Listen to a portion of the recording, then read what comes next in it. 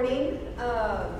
I am Deborah Faulkner. I work with Wells Fargo Insurance Services. I am a licensed benefit consultant, and I've been asked today to speak to y'all about the ACA reporting, which is the reporting that is going to be due in January. So right before we got started, I ran around and asked who we had in the room and kind of what positions you were and whether you were funded as fully insured or self-funded. And that becomes important as we're talking about the ACA reporting. So what we're going to discuss today is we're going to kind of do an overview of what you need to know as a public agency, okay? I think most everybody in the office, in the room is related to school districts. So you are considered a public agency, and there are different reporting requirements for public agencies or different things that you need to know specifically. I do have some slides in here that I think that we'll be able to skip over, but we'll still discuss them briefly. So there are special considerations that public entities need to know, school districts or any taxing entity, as it relates to the ACA reporting. We do want to talk about the cash out on flex dollars. If any of y'all have that situation where you're allowing employees to have a cash out if they are waiving your coverage and going to another coverage. And there are special provisions that you need to know about that, and we'll discuss that. And then we'll talk about, as we're going forward with completing the forms and the depth that you want to get into that. So I understand that there is another speaker coming on at 10, so we'll have a hard stop at 10. I'll try to do my best to do a Q&A because we're a small group. I know that we have people who dial in as well, but it is a small group, real small, intimate. If you have questions, it's probably better instead of waiting at the very end and doing a Q&A, just to ask your questions as we're going through, okay? With Wells Fargo, I can tell you that our team of attorneys keeps us very, very well versed. I am not the expert, but I do have access to a team of experts, compliance attorneys who are at my disposal. If there is a question that you have today that I really don't know the answer, what I'll do is take your card and I promise to follow up and get you that answer. Again, the reporting requirements are pretty straightforward, but the IRS rules recently came out, and if there's something that you trump me with, I'm not going to try to give you a wrong answer. I will follow up and get you the right answer. Okay? And Michelle Valencia, she's here with me with Wells Fargo as well. She has my business cards. If at the end of the presentation, I do have to make a hard exit at about 10:15. So if there is a follow-up question, or again, if I need to get back to you, please let me know. Give me your business card, and I will follow up with you before Monday. All right? So let's get started. The first, and basically we went around the room, and everybody is an applicable large employer. Okay, so I wanted, obviously we have all size of districts. Now, I still want to kind of go over this real quick because it's important to know as we go forward that you want to be aware of everybody who is on your medical plan, okay, under your titled medical plan. If you have another tax ID number that is on your medical plan and is a small group considered below 50, that they're not an ALE, an applicable large employer, you will still have some reporting requirements for them, or you need to talk to your legal counsel about how you will report that entity, okay? And this is, again, how you divide that up and who is in your plan. So please know that an applicable large employer is anyone with 50 employees, full-time employees, or full-time equivalents. So if you have another tax ID in your system and you say, well, they've got 35 employees, but they also have 30 part-time employees, the IRS does issue a calculation to determine the full-time equivalent employee there. So we have to make sure that they are above this reporting requirement. And then we're going to talk about an aggregated ALE. This is, again, if you have another entity that is on your plan design, is on your plan, is being administered by you. So here, what I first want to talk about is help everybody understand what the new reporting requirements are doing, okay? The new reporting requirements, the 6055 and the 6056 reporting, right? That, what we're reporting to the IRS is how you, as a public agency, are complying with the employer player pay mandate, okay? The player pay, payer play. How you're complying with this mandate. So when you look at the forms, you know, it becomes real confusing because you're wanting to report certain things, but you have to understand what information is being captured and why you're sending it to the IRS. What is the IRS looking to accomplish?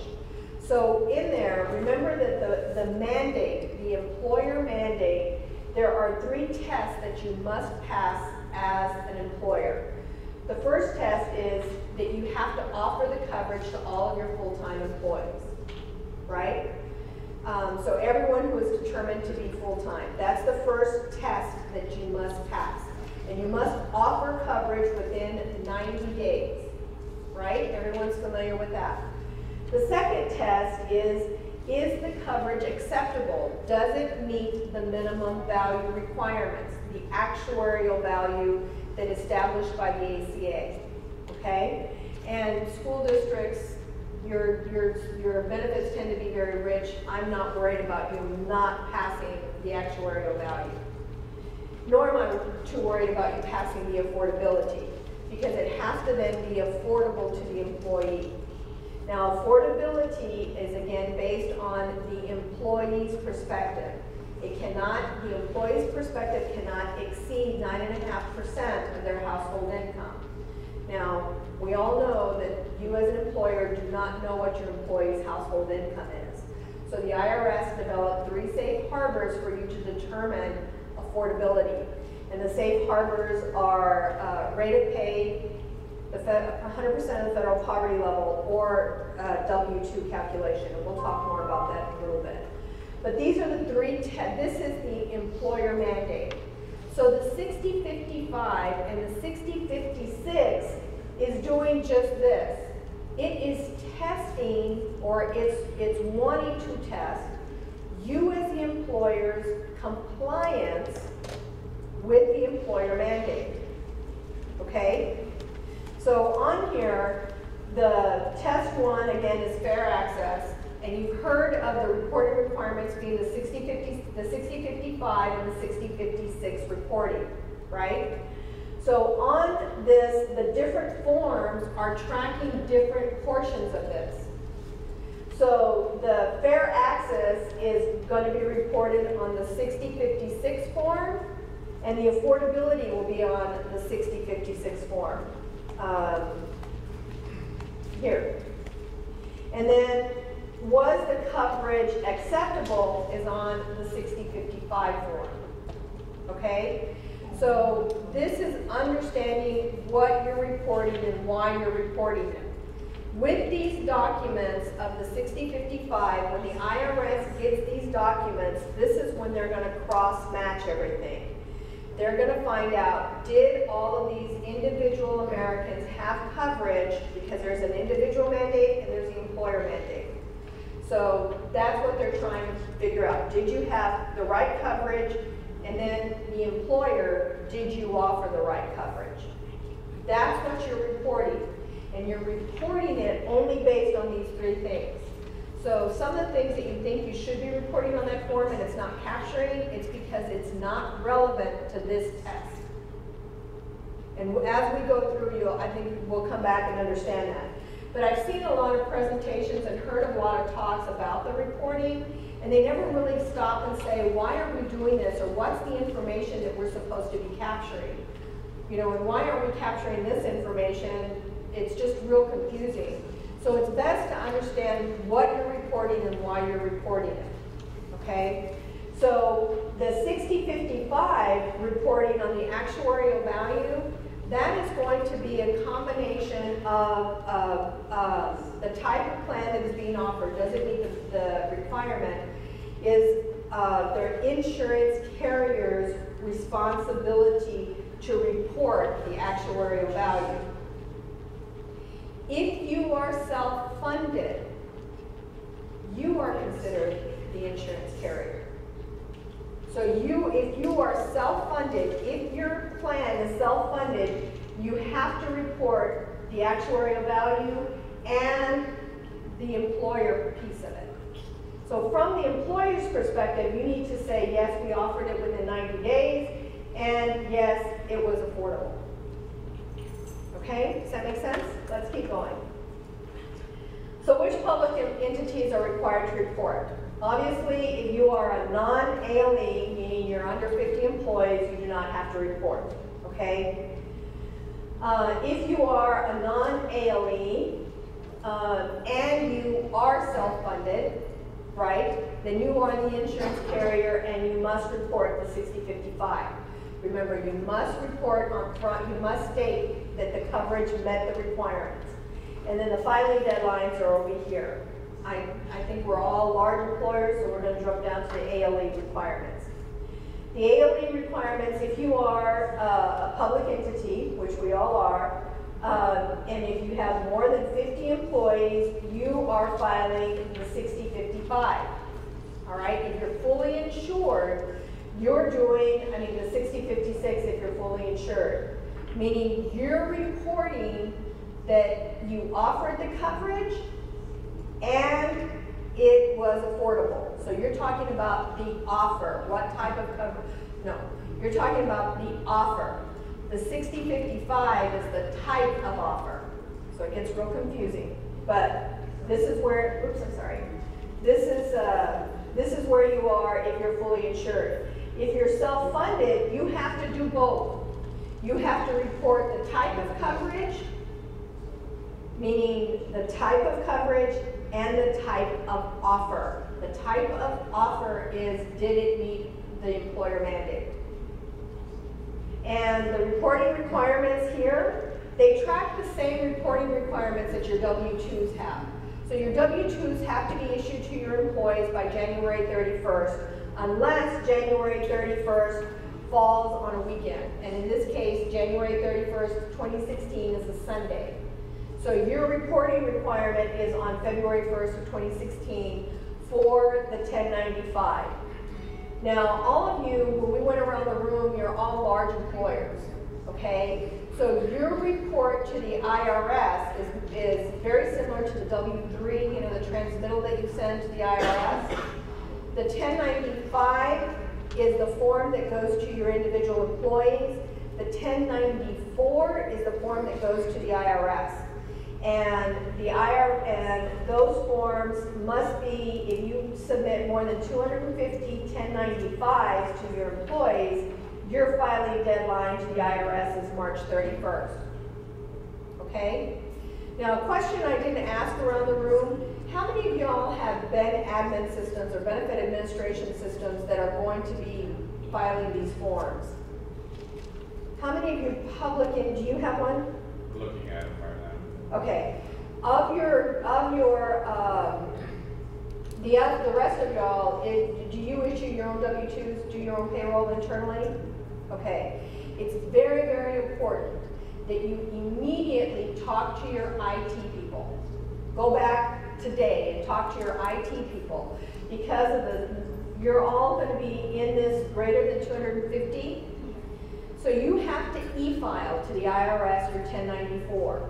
And the e-file to the 1094, a lot of people think that's very simple. Well, I'm just going to log on to the IRS.gov and I'm going to file my 1094, right?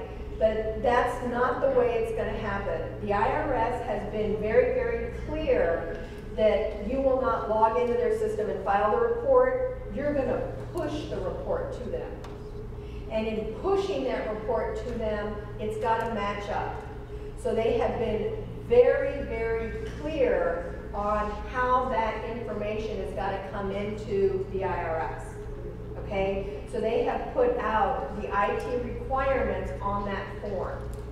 If your form doesn't match up with their IT requirements, it's going to be rejected and pushed out. So you want to make sure that your IT departments are tracking this and are going to build your report that you're sending to the 1094, that you're sending to them in the file requirements that they need. Okay? All of that has already been published, but make sure that you make note of that. Okay. So this takes us through here that, now if we are let me back up real quick. For those that are fully insured, you're filing again on the 6056, which is the 1095C is the one that goes to your employees, and the 1094C is the one that goes to the IRS. I'm going to go through these forms in a little bit. And you will only have to complete parts 1 and 2. It's actually much more simplified if you're fully insured. The insurance company will have to complete their part, and they will do part 3. If you are, however, a self-funded ALE, then you will have to do the same 1094C and the 1095C, but you'll have to complete parts 1, 2, and 3. And we'll go through those as well. The 1094 is the transmittal form that is sent to the IRS. And the numbers are backwards. You're going to do your 1095 first, and then you'll do your 1094s. Okay? But that's the way the IRS does things. Okay. So who is required to report? So insurance carriers are required to report. Again, if you're fully insured, the fully insured carriers are going to report under the 6055, which again, remember, they're reporting the type of coverage. And they're going to report that on the 1094C and B, the B series forms. The NA here, they do have a filing deadline. It's just that you don't need to track their filing deadline. That's why it says NA, but they do have a filing deadline, and it's the same, January 31st. Now, if you have, let me ask real quick, do y'all have, and I know all the school districts have unions, do any of your unions provide insurance? Or all of your union employees are on your plan? Okay, so all of your union employees are on your plan. Okay, for those of you that are watching via the internet, if any of your employees are on the union-sponsored plan, we'll talk really briefly about those plans, but your union then has the responsibility to report the offer that was made, okay? And then any government-sponsored plans, they will also be reporting the 1094B, which would be your TRS. Okay, TRS is also going to have reporting requirements on their plans, for those of you that are on those plans. I forget that this has got those highlighted. Again, the star is there because if you have any union plans where they're offering coverage, we have some special considerations there. Okay, so here we have some special considerations just for public entities. The control group rules for a public entity, the IRS has issued very, very clear rules on a control group definition, okay? In the private sector, let's talk about the private sector real quick. In the private sector, you have lots of control group scenarios where you have common owners, right? A husband and wife, and they own a combination of 4 or 5 companies. You have companies that own companies, right? All of that is really defined in the control group scenarios under this IRS section. And what we're told in the private sector is to aggregate those instances where we have common employers and we have common employees. And what they're trying to do is to prohibit companies from saying, okay, I'm going to have 10 different EINs and I'm going to put 45 employees in all of them so I don't have to comply. I'm below 50, right? Well, the IRS is closing all of those loopholes. And how they closed that loophole was through the control group, where they're going to aggregate, because there's a common owner, and they're going to aggregate all of them saying, fine, you've got 10 different companies, that's okay. But you still have to offer coverage even though they're all below 50 because we're going to aggregate them together. So instead of having 45 per company, you control group have 450 employees. Does that make sense? Well, what we have with the public entities is that we don't have a clear definition there. What the IRS, and we're waiting to see if they're going to issue anything, but what we have so far is the IRS stating we want the public entities to act in good faith. In good faith, okay? If you have a control group scenario, please talk to your tax attorneys and to your legal counsel to evaluate whether you have more than one entity and who is, if you will, the main entity, the plan sponsor. All right? So let's talk about the situation where you have other legal entities and they're on your health plan. All right? This might be another tax ID number, maybe a charter school under your umbrella, maybe a library. I don't know if there's any situation where you have separated these people out and they're under a different tax ID number. You know, maybe your security guards on campus, if they're under a different tax ID number, but they're under your umbrella insurance plan, then really what we have is a situation of a designated governmental entity. Okay, where you've got different entities under your health plan. And one of you is going to take the lead on this 65 and 6056 reporting. Then you are the designated governmental entity.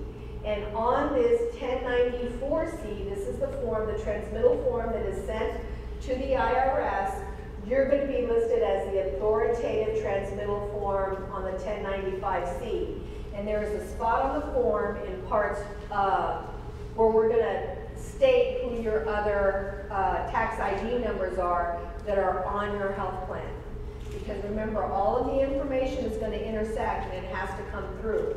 So if we have an employee who's receiving a 1095 and it's saying, well, I'm on the Pasadena ISD's benefit plan, they're going to go and say, have they on the 1094C listed them as one of their control group entities? Are you the designated governmental entity? Okay, so in this situation, if you have multiple tax ID numbers and those employees are under your health plan, you need to come back and review the laws of the designated governmental entity. Are we good? Any questions? All right, now here, and I included retirees because retirees become very important on how we're reporting retirees on the plan. And this is going to be pre and post 65, but given the fact that we're all educational entities, correct? I'm not sure, this is probably, they're not on your health plans, are they? Yes, you still have situations where retirees are on your health plan? Okay, let's go through this. So the interesting thing is, on your pre and post 65, okay, and this slide, every time I read through this slide, I get so confused, so I go to the next slide. But what this says is anyone who is on Medicare or Medicare equivalent, okay, and are on a supplement, the supplement is not deemed to be minimum essential coverage, is not deemed to be meet MEC requirements. Therefore, Medicare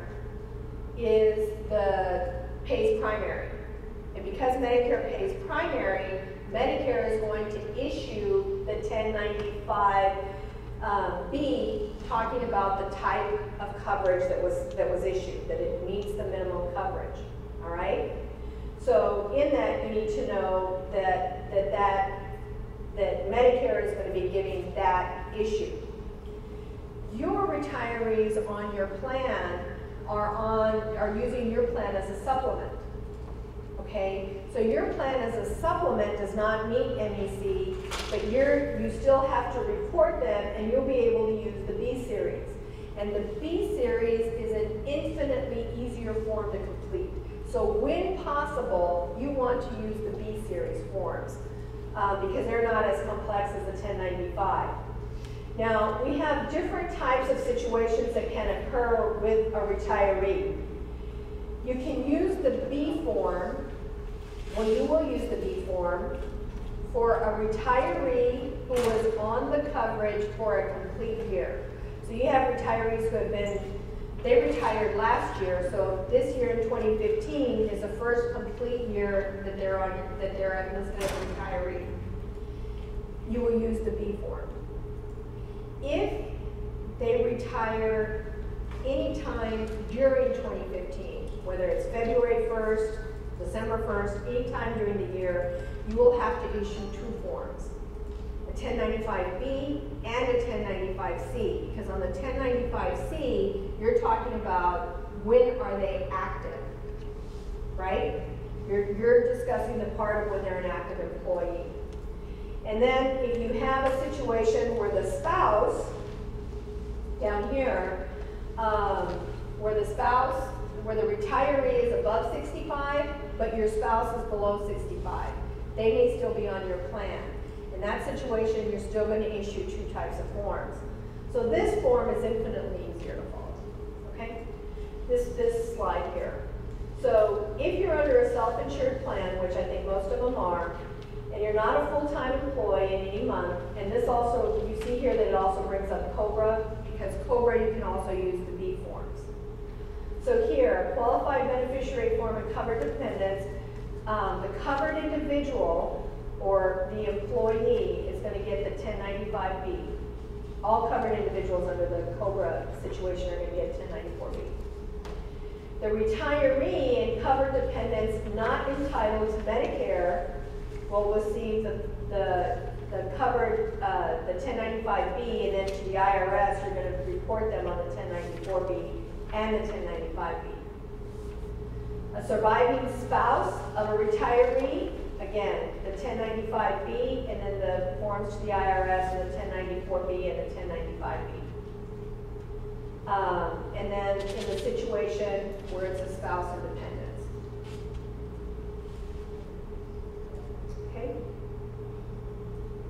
Union employees, again, all of your employees are on your plan, they're not on the union plan, is that correct? I think that happens pretty much in all school districts in Texas. In California, we have lots of teachers that are on their union plans, not on the school district plan.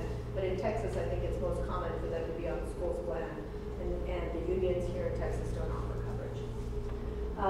But please note, in the situation, should you be aware of the situation that the union is offering coverage, they do have a requirement to report.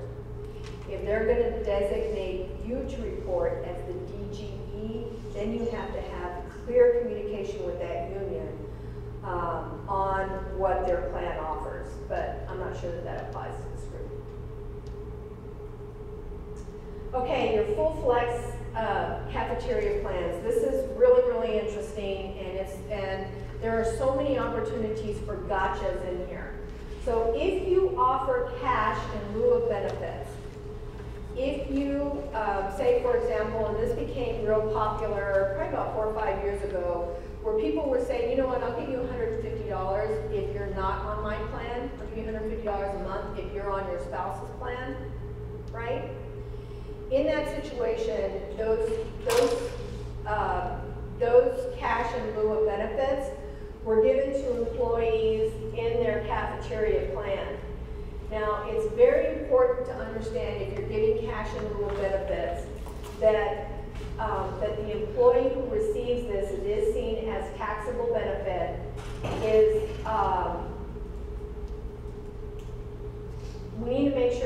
employees are not in an individual insurance market or in the exchange.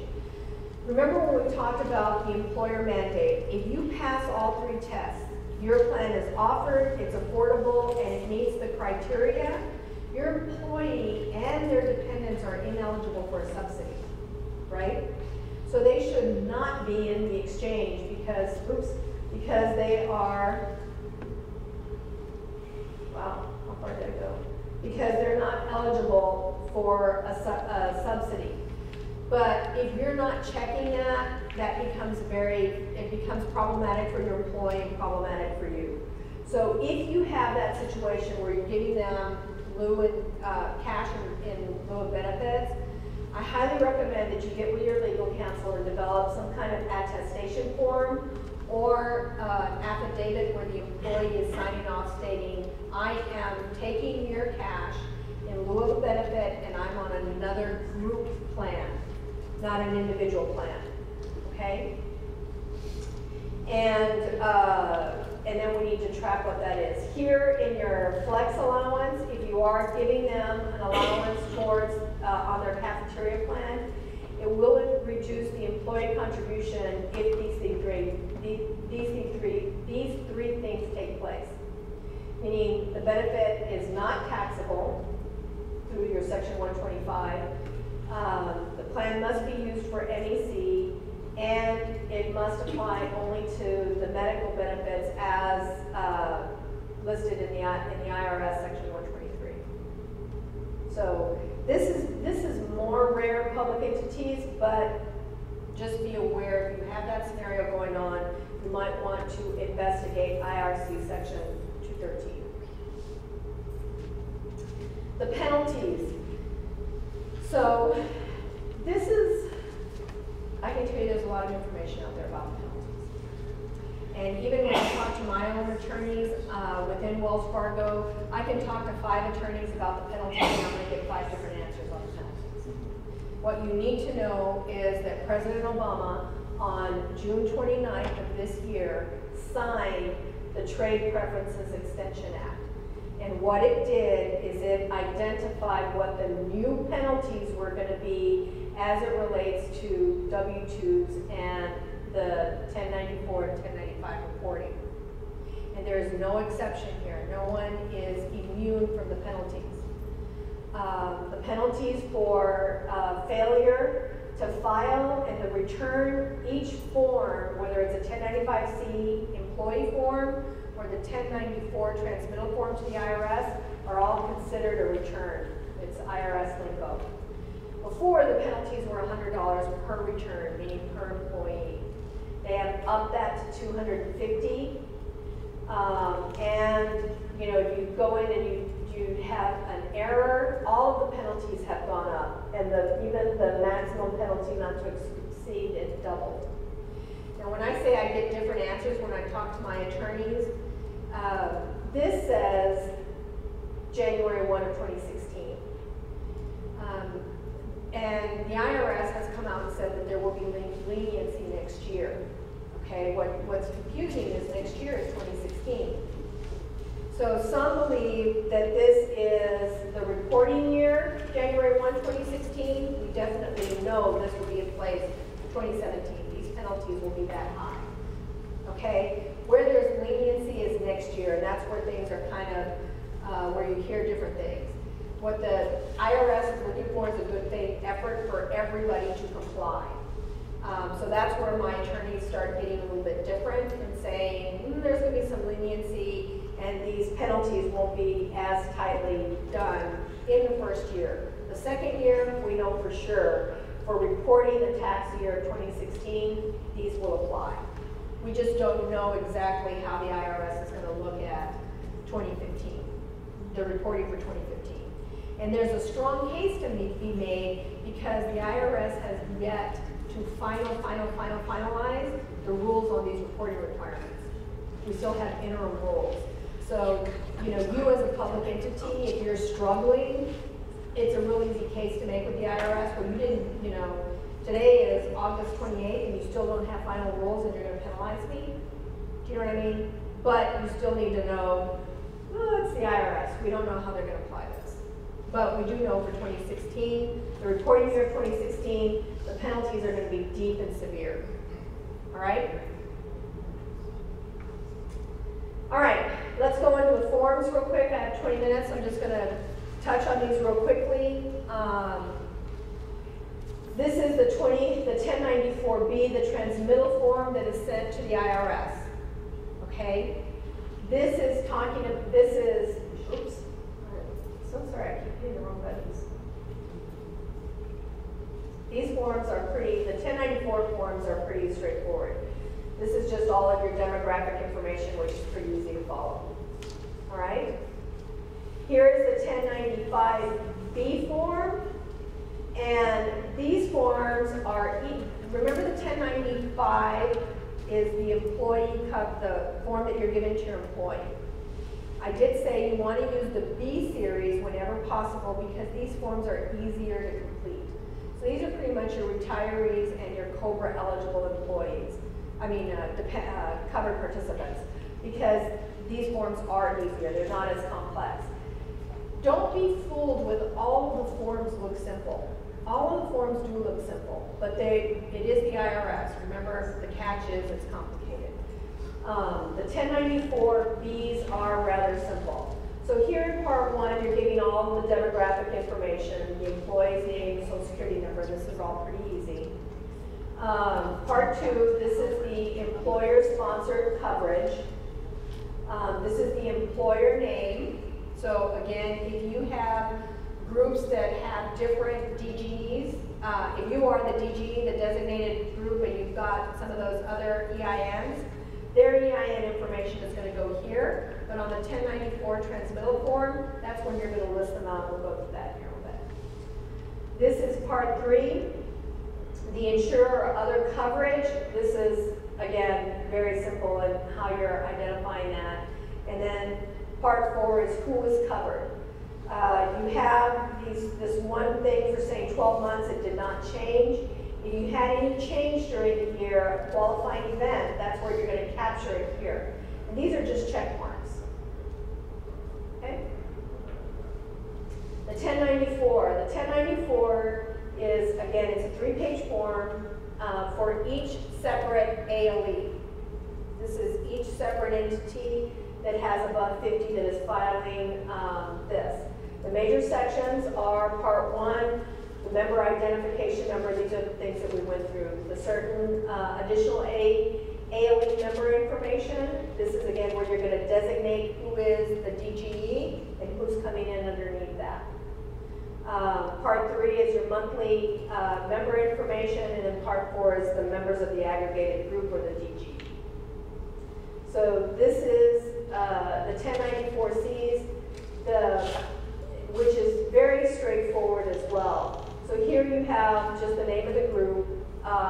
This is where, remember I said you're going to do your 1095Cs first, because this is where you're going to put the total number of 1095Cs that were transmitted, that were submitted. If it's more than 250, the IRS knows that you're going to be filing electronically. And then, are you the authoritative ALE here? That's what this is. This is just check yes or no.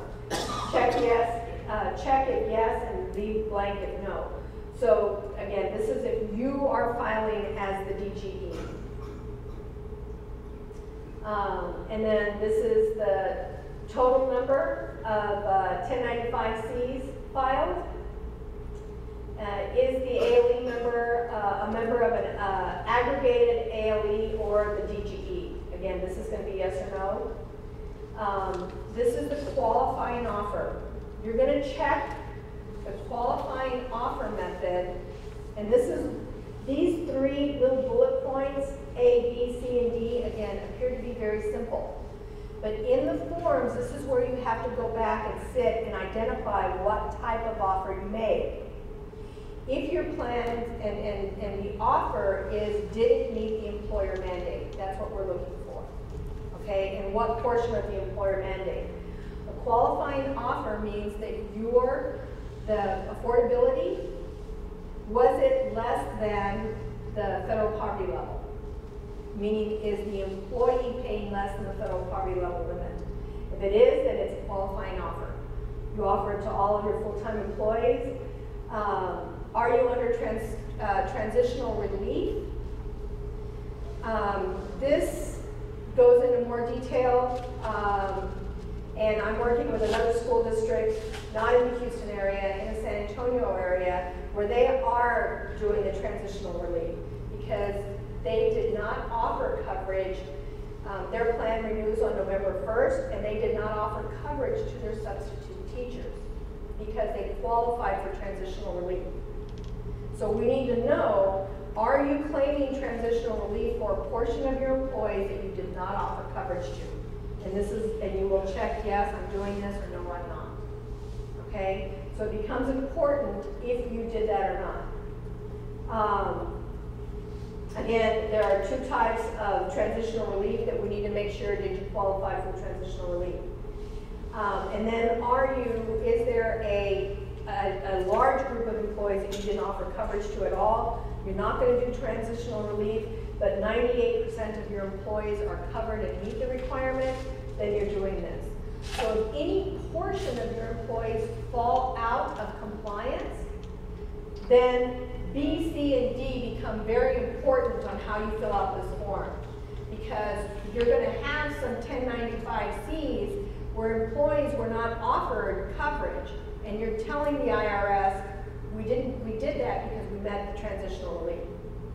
So you're going to have to spend more time with your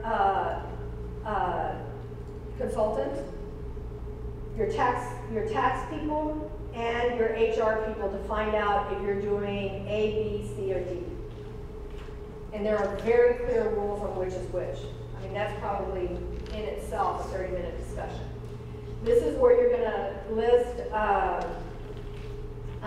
how many forms you filled out during the, how many ALEs were done on a monthly basis, how many employees met this criteria in this area. So it becomes, very complex. I want to get into some of the other forms. This is where you're going to list all of the ALEs of your group. So if you've got other tax ID numbers, this is where you're listing them. And you see the EIN, this is where the IRS is going to start cross-referencing to make sure that everybody is compliant. Again, these forms are helped to use the gotchas so that everybody is compliant. They're closing those loophole doors, and they're using these forms to make sure that everybody's compliant. Now, the 1095C, this is the employer, it's the type of offer that you made to the employee. That's what you're capturing in the 1095, is a type of offer. So the major sections down here are parts 1, 2, and 3. Number 1 is just the demographic information that's very easy. This is the complex part. This is super complex. So I want to kind of go through here. So part 1 is very simple. This is just the employee's demographic information. This is you, the ALE. Part 2, this is where we get complex. This is, again, where you're reporting to the IRS the type of plan that you have in place. Does it meet the requirements? Okay? So this is the offer of coverage, the type of offer that was made. And how many of y'all are on your plans track the calendar year? Okay, 1. The ones who track the calendar year, you're in a lot of situations, you're going to be able to use this all 12 months. Applies to all 12 months. Okay?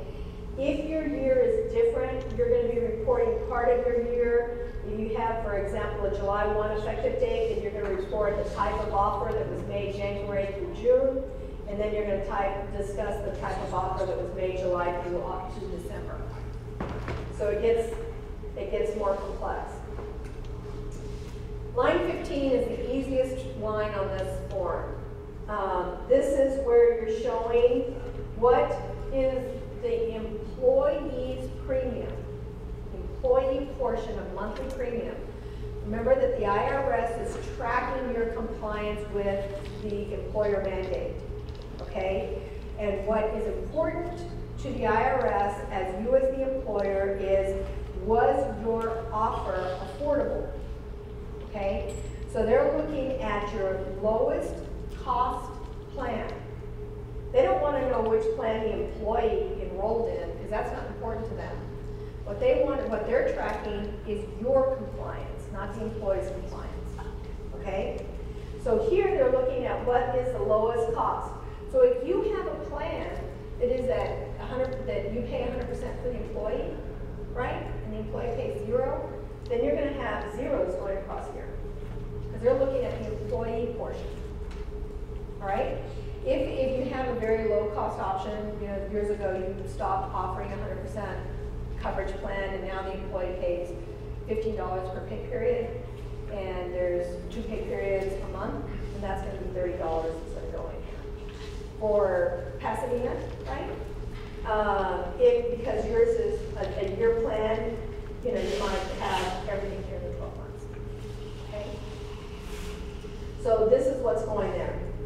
Line 16, okay, this is going to, again, be the type of, here we're going to talk about what the employee did during the year, okay? So line 14 is talking about the offer, what you offered to them, and line 16 is what the employee did, all right? And of course, it's the IRS, nothing simple, things are complex, the codes get confusing. So these are the codes for line 14, okay? The qualifying offer, so here, these are the most common codes that you're going to look at. Is that yours was a qualifying offer. It met all of the employer requirements, okay? Or, get confused with my buttons. Here, the 1E, MEC providing minimum value, meaning it meets the minimum value offered to employee, and at least MEC offered to spouse and dependents, okay? So does anybody know what that means? What that means is that you offered a plan that was compliant and you offered it to the spouse and dependents. It doesn't mean that they took it, it means that you offered it. The IRS has defined a dependent as a dependent under the age of 26. So the IRS has not defined a spouse. So in many situations, a spouse can be left off. And an employer is not in error for not offering coverage to spouses. But you must offer coverage to children. So here in this 1E, what they're wanting to know is, are you one of those employers who includes the spouse or not includes the spouse? If your offer met all of the requirements, then you're going to look at 1E. Not 1A, but 1E. Okay? And then down here, 1H is also going to be a commonly used one for no offer was made, no offer of coverage. 1H is, okay, you have a new hire that came on and they're in their waiting period.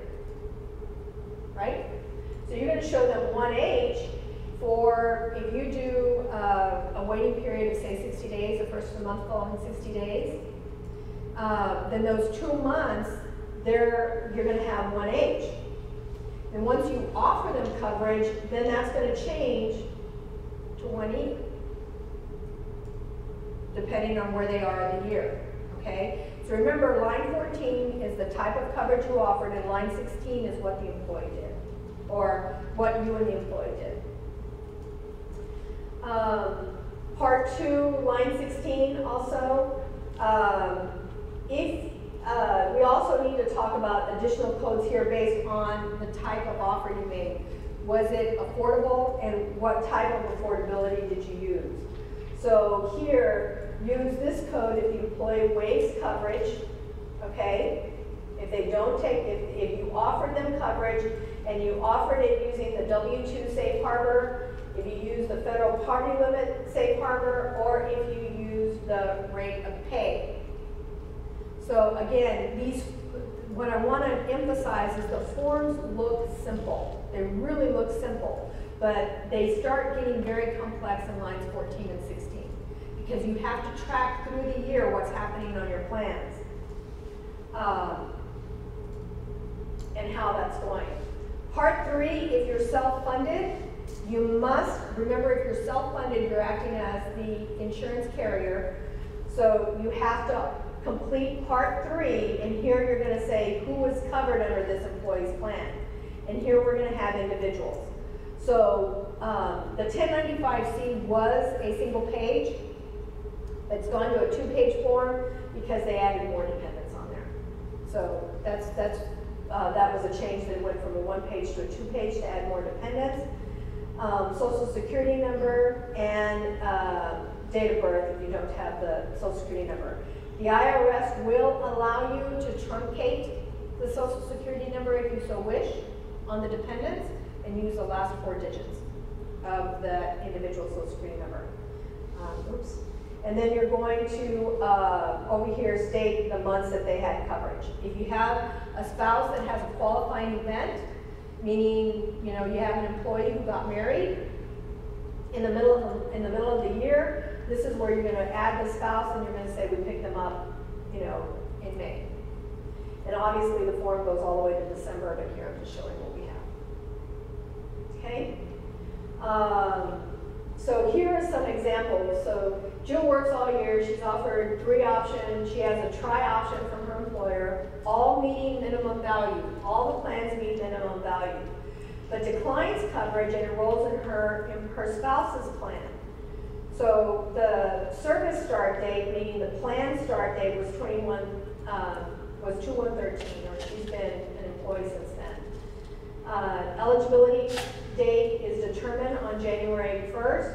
Her coverage effective date would be January 1st, so this would be tracked along with what Pasadena is with their calendar year coverage.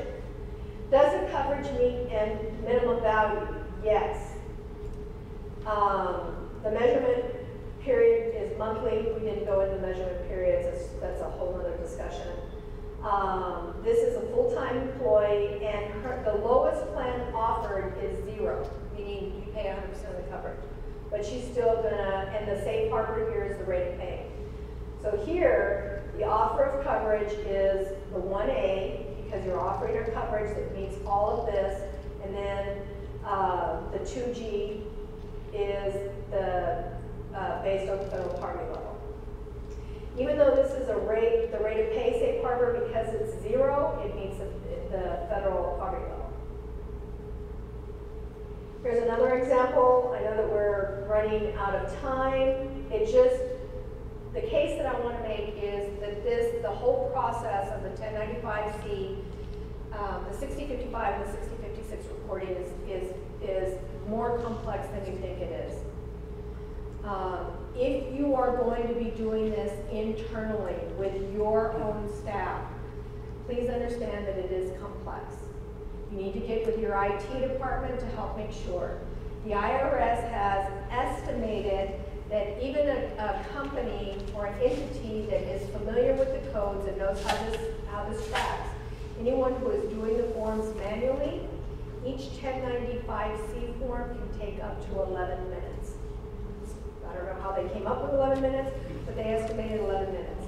If you have thousands of employees, take 11 minutes, multiply it times 11, divide by 16, figure out how many man-hours you're going to have to put into this.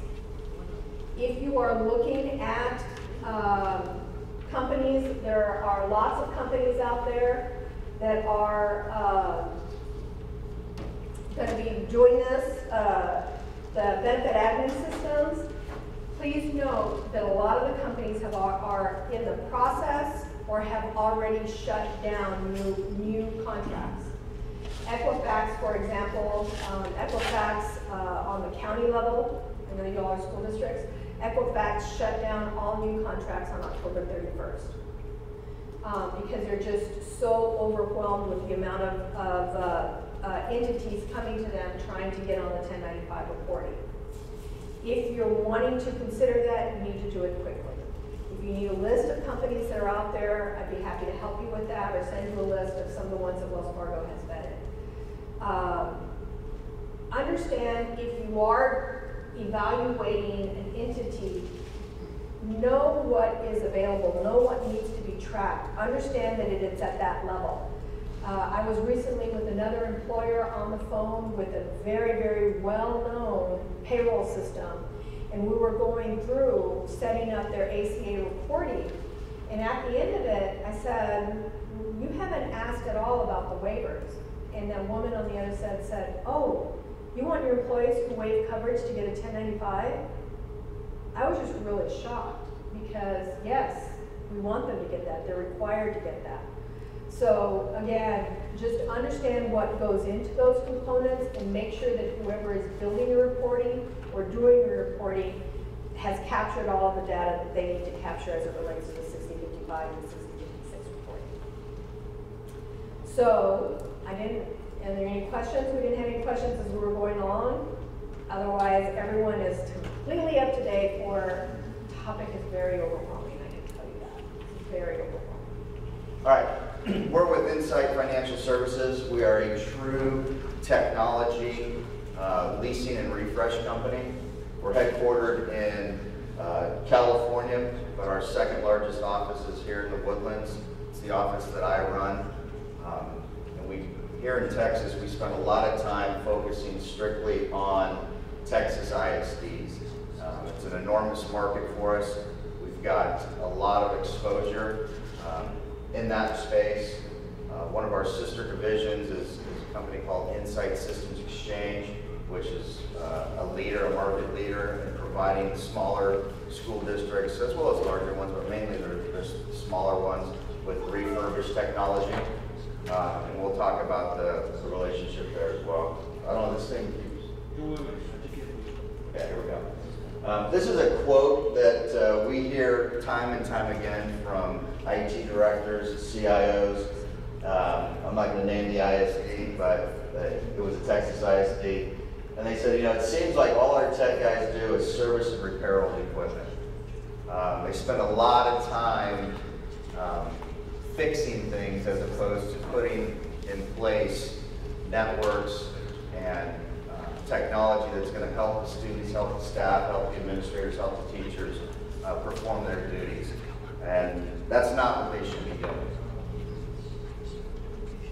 Just a couple quick facts on our company. We were founded in 1987. We have over 264 employees. That's upwards of 300 now. We're the only company in our space that has the ISO 9001-2008 certification. So all of our policies and procedures are audited and certified on an annual basis. We have well over a $600 million portfolio that we manage. We have 90% client repeat business. Basically, people don't leave once they become clients of ours. We've had 26 years of continuous profitability. And since 2010, we've had over 250 new clients switch to our program. So it's a great program, and you'll get a feel for it here as we walk through it. But it's really resonating well, not only in enterprise and commercial accounts, but also in education, healthcare, and the legal space as well. What type of equipment can we wrap our program around? Basically anything and everything that your IT department would be acquiring. So laptops, desktops, tablet computers, monitor, handhelds, point of sale, networking, storage, disk, LAN, voice over IP, copiers, servers, software, all that stuff. Anything that you guys, that your IT staff would acquire, we can wrap our program around. What's the benefits to an IT refresh strategy? There's a lot. Over and above just the monetary aspect of it. It creates a predictable IT equipment budget. It's a pathway to your next generation of technology.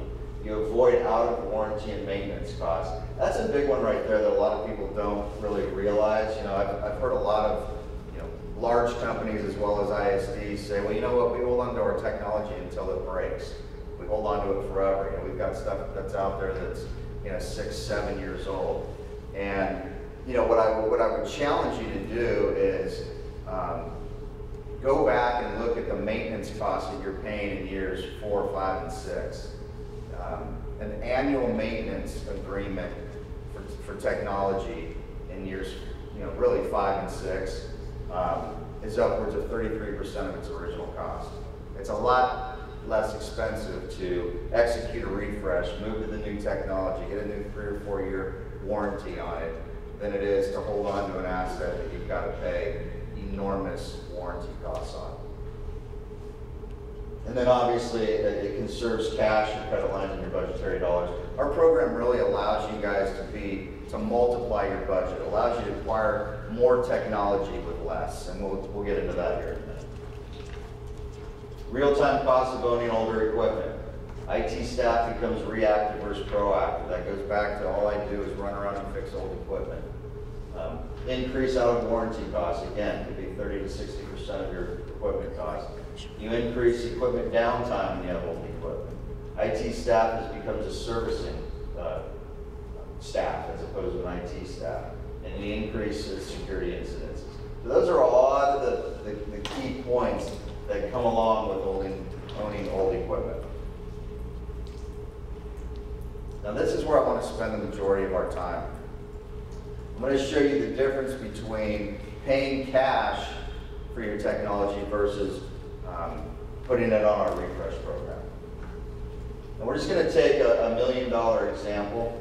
So if you had $1 million worth of technology and you purchased it, you would be out $1 million day one. If you put it on our program, we would pay the vendors. So before we go any further, the purchasing process that you're currently doing today, if you're paying cash for technology, is the exact same. You still choose the vendor, you still negotiate the pricing, you still do everything that you're currently doing today as though you were going to be paying cash for it. The only difference is once you finalize those quotes and you've chosen the vendor that you want to go with, you send us that quote, and then we place the PO to the vendor on your behalf.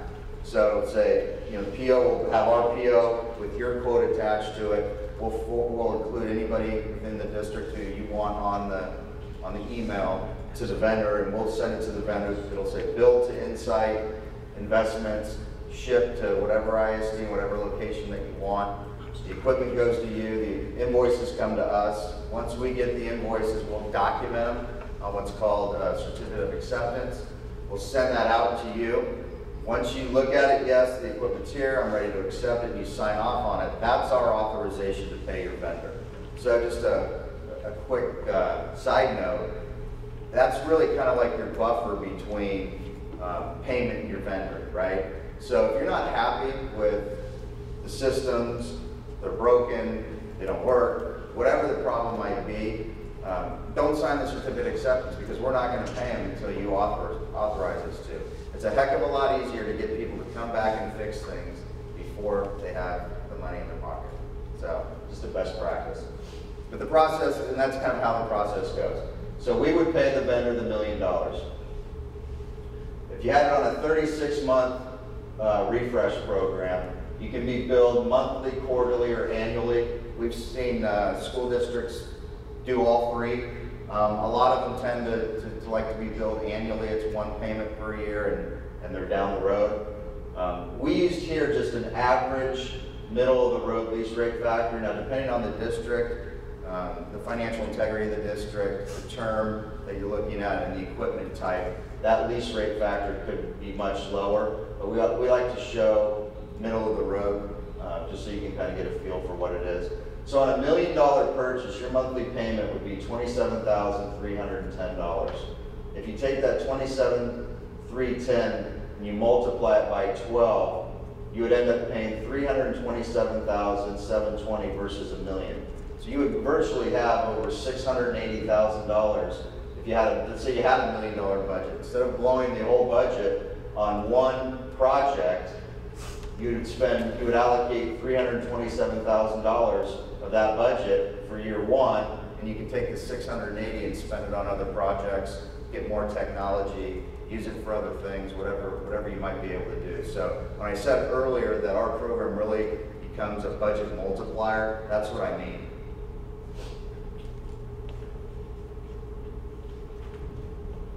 So when you take that $27,310 and you present value those payments back over a 36-month period, you guys would be paying $895,000 compared to the $1 million.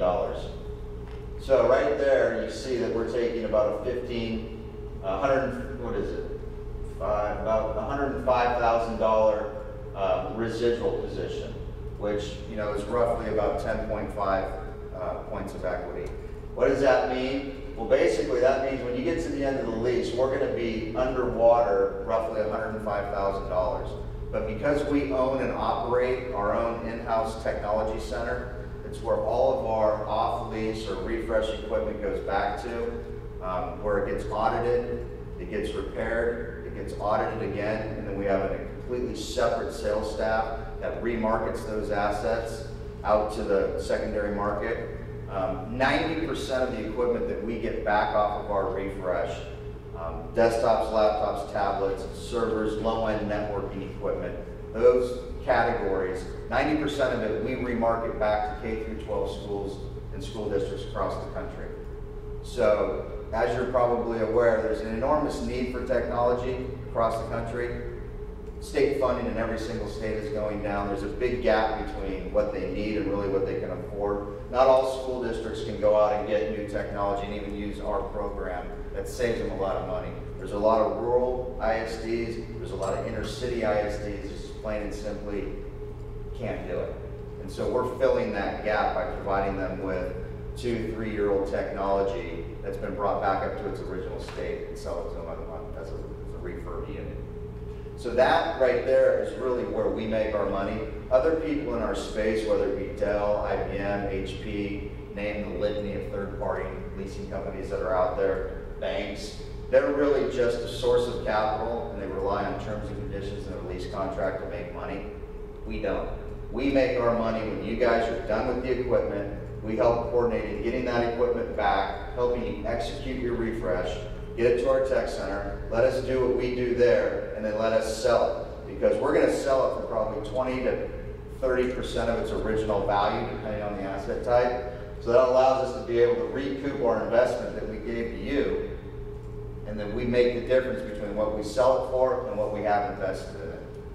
And that's where we make our money. So it allows us to be able to provide our clients with the most flexible terms and conditions that are out there, because we're not trying to nickel and dime our clients for fees and onerous terms and conditions in order to make our profit. We make our profit when we get the equipment back and remarket it. Now, that being said, you have 3 different options at the end of when you get to this point right here, at the end of the 36 months.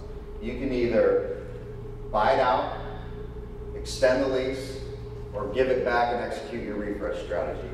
The beauty is our competition will tell you you can do all those things. Dell Financial said, oh yeah, you can do all those things with us as well. What they fail to tell you is that whatever decision that you make, you have to do it with everything that's on that particular lease schedule. Let's say you had 1,000 laptops on a lease schedule and you got to the end and you wanted to, refresh 800 of them.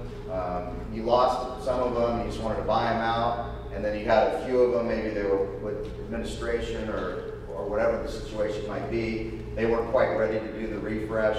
They needed another 4 months or 5 months, and you want to do a short-term extension on those. With us, you have the ability to be able to rip the schedule apart at the end and make a decision as to what you want to do with each individual piece of equipment.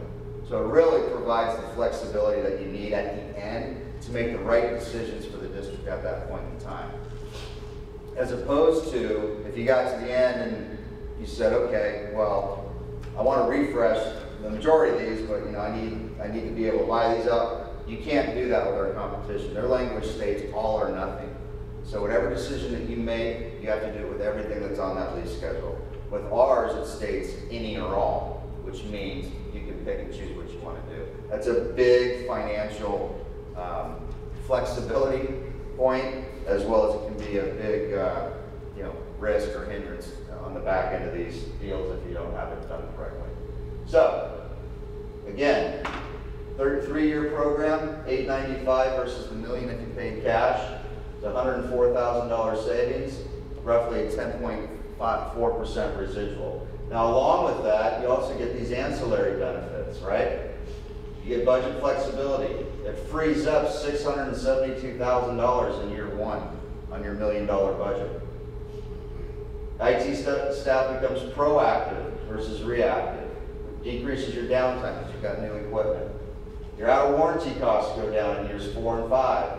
Your power and cooling, Your equipment disposal liability is transferred to us, and we have a zero landfill and zero export disposal policy. Not only are we ISO 9001 and 2008 certified, we are also ISO 14001 certified, which is the disposal and recycling certification that you need to be able to properly dispose of technology. You may or may not know that the disposal part of technology is one of the biggest risks that people have that's out there. If a laptop were to show up in a dumpster somewhere and they were able to track it back to your school district, it's upwards of a $15,000 fine per device. So you're mitigating that risk, and you're basically outsourcing that problem to us. We'll handle it for you. So when equipment comes back to us and it goes to the tech center, like I said, 90% of it we'll be able to bring back to its original state and remarket it. The things that are non-useful or non-remarketable, we'll dispose of for you, or we'll part it out too. So we'll take all the parts that are still viable on the unit, keep that, and then dispose of the rest. Another key point about returning equipment, there's what's called chargebacks. And it's a lot of our competition has turned that into a profit center. The industry average is upwards of 7.5% of a chargeback ratio on equipment that you're returning. That's from the Dells and the IBMs and the HP finances. Our chargeback ratio over the last 5 years is less than 0.5%. We virtually don't do it. The only reason that you would ever see a chargeback from us would be screen malfeas, really. If it comes back and the screen's completely cracked, you might see a charge. Every time that a client would potentially be getting a chargeback, the rep would be notified prior to any bill going out. So any ISD here in Texas, Chris would be getting an email, and then we would make a decision as to whether or not it's prudent or the right thing to do. I can tell you I've been doing this for over 20 years. I've never once charged back a client. But competition uses it as a profit center.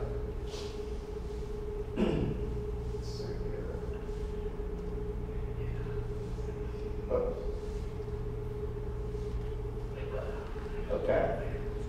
Critical IT refresh provisions to control your total cost. We offer AMES, which is our asset management online system. This is a system that I talked about briefly earlier that is online, username and password. You can have as many users as you want on it. And it's one place that you can go to see all your technology.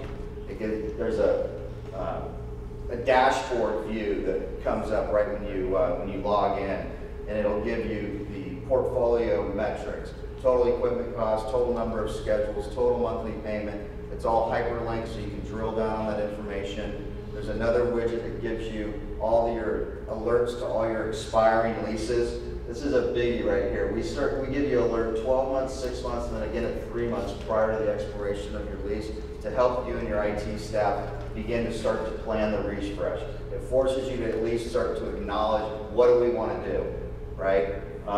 This is big because no one in our industry does this. Because if you miss your notice, that's the biggest economic enhancer for any lease contract in our space above and beyond ours. All of them. All of them have a notice provision, and if you miss your notice, your lease will automatically extend at a minimum for 3 months, if not 6 months, all the way up to a year. So what happens at that point is your leverage is gone if you miss your notice. And it's very difficult to be able to track all the different notice dates and trying to keep track of all that stuff. And and they know it. Our competition knows it. So that's why they don't give alerts. We do, and it's in our AMES system. We're here to help you guys save money and execute your refresh, not prohibit you from executing your refresh. And when you have terms and conditions that force you into automatic extensions or take ownership in your software or don't provide the flexibility that you need on the back end, that's not helping you, that's hindering you. And the reason why they do it is because it's the only place that they make money is on their terms and conditions of their contract. We don't. You have to think of it from the standpoint of the different companies that get involved in technology refresh, a component of which being leasing. I A manufacturer is there to distribute more equipment. And if they can get you on a system whereby you're always re-upping new equipment from them, well then so much the better for them. They don't care what happens to the equipment at the end, they just don't want to have to pay for it. Well, our focus is the remanufacturing and remarketing of equipment when it comes back into us. So effectively, we're a company, and what Frank and I do is we're effectively feeding that part of the business through the refresh. Because that's the core of our business, remanufacturing and remarketing equipment, we take the residual position, we have no terms and conditions.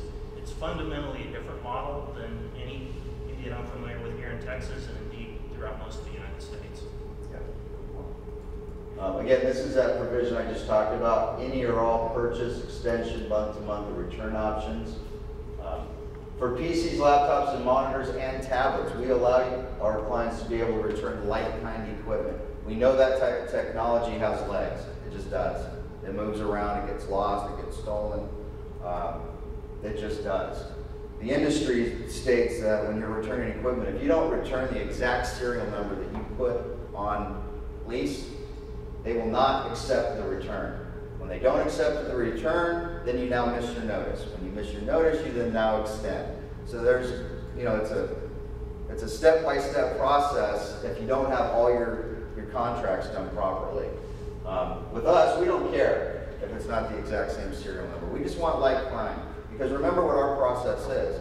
You use the equipment, when you're done with it, we'll help you get it back to us so we can get it to our tech center. They can do what they can do with it, and then we resell it. And that's where we make our money, is on that resell. So we're not focused on a serial number, we're worried about the unit.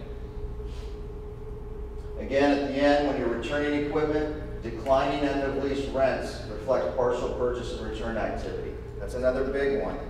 Industry states that if you, let's say your monthly payment was $10,000 and you had a month and you had 1,000 laptops on a particular schedule and you were returning them, you were going to execute your refresh, and it took you 45 days or it took you 60 days to do it. The industry will keep charging you $10,000 a month until that very last laptop is returned. We don't. We decline your billing, so as you're returning equipment, your bill is going down. We talked about this briefly, cap on damage charges. We'll put a cap on it too, just to solidify, just to better position ourselves and protect you. But again, our chargeback ratio is less than 0.5%. And then we do not require you to return keyboards, mice, media, and manuals. That's another big one. Having your IT staff having to run around and find, 6,000 mice. I mean, it's impossible. Let me ask y'all real quick. How many of y'all have dealt with, say, Dell Financial Services, HP Financial Services? Have any of y'all ever evaluated any OEM manufacturer leases or bank leases? Any familiarity? Well, the point is, no other company does this. Right. They're all built around embedding terms and conditions and charging for all these different things that we don't do to increase the overall cost. The goal here is to minimize the cost for you and to get you exactly the equipment you need for only as long as you need it. Critical. And pay less. Exactly. Because we're going to take a residual position. There's no reason if you're changing out your technology, anything that's out of 3 or 4 year life cycle, that you need to be paying full purchase price. Some of the other benefits, because we own and operate our own in-house tech center, what happens to the equipment? It comes back, gets audited and inventoried for remarketing. We'll do the data sanitization and destruction, so we'll wipe all the drives for you as well. So when the equipment comes back, we'll wipe it, we'll do it all, depending on what level you want. We do DoD level 3, DoD level 7. You let us know what you want to do. Not only will we help you get the equipment back to us, but we'll wipe it. If you want the hard drives ripped out and destroyed, we can do that as well. And then we'll get it ready for resale. We'll repair and refurbish it. We've got all A+ certified technicians at the tech center. PCs and laptop technologies loaded with the new Microsoft license and then remarketed to K-12 schools and small commercial companies that are out there. And equipment that's not eligible for remarketing, we'll part it out and then recycle it in accordance with our ISO 14001 certified recycling. certificate. Any questions so far? Okay. Just some fast facts about refresh. This isn't us talking. The total cost of ownership of desktops, laptops increased dramatically as they age due to higher maintenance and support costs. That's by Gartner Group. You can look through the other the quotes that are out there. We talk about IT refresh all day, every day. I want you guys to know that there's other people that talk about it too. It's not just me. What's the difference about an IFS IT refresh compared to the industry? We require no deposits up front or upfront lease payments, no 3 12-month auto renewals for late notice. That's a big one. We allow for any or all purchase, renewal, return. You get declining monthly, month-to-month rents reflected for partial returns. You get a 7-day grace period in each month at the end of lease to return equipment. And our program includes, for the school districts, the fiscal funding provision in the leases. All the proper documentation and contract terms that a school district or a municipality would need are already incorporated into our contract. So we're way ahead of the game there. Here's our asset management system. This is the single biggest tool that the school districts have really, really enjoyed. Mainly because a lot of school districts are trying to manage this stuff on spreadsheets, and it's difficult. This is a system that gives you one place to be able to see where all your assets are. So, you get an executive dashboard. That's this screenshot right here. You can't see this, is kind of in the way, but this top widget right here gives you all your portfolio metrics. This right here gives you all your upcoming leases that are coming due in a 12-month rolling period. These are all your recent searches that you've done if you're doing a project, and instead of having to go back in and out, you can just click on it. This over here you can't see is your top 5 manufacturer spend. That we collect that data for you. That really helps when you're doing your next buy with regards to proper discounts that you should be requesting.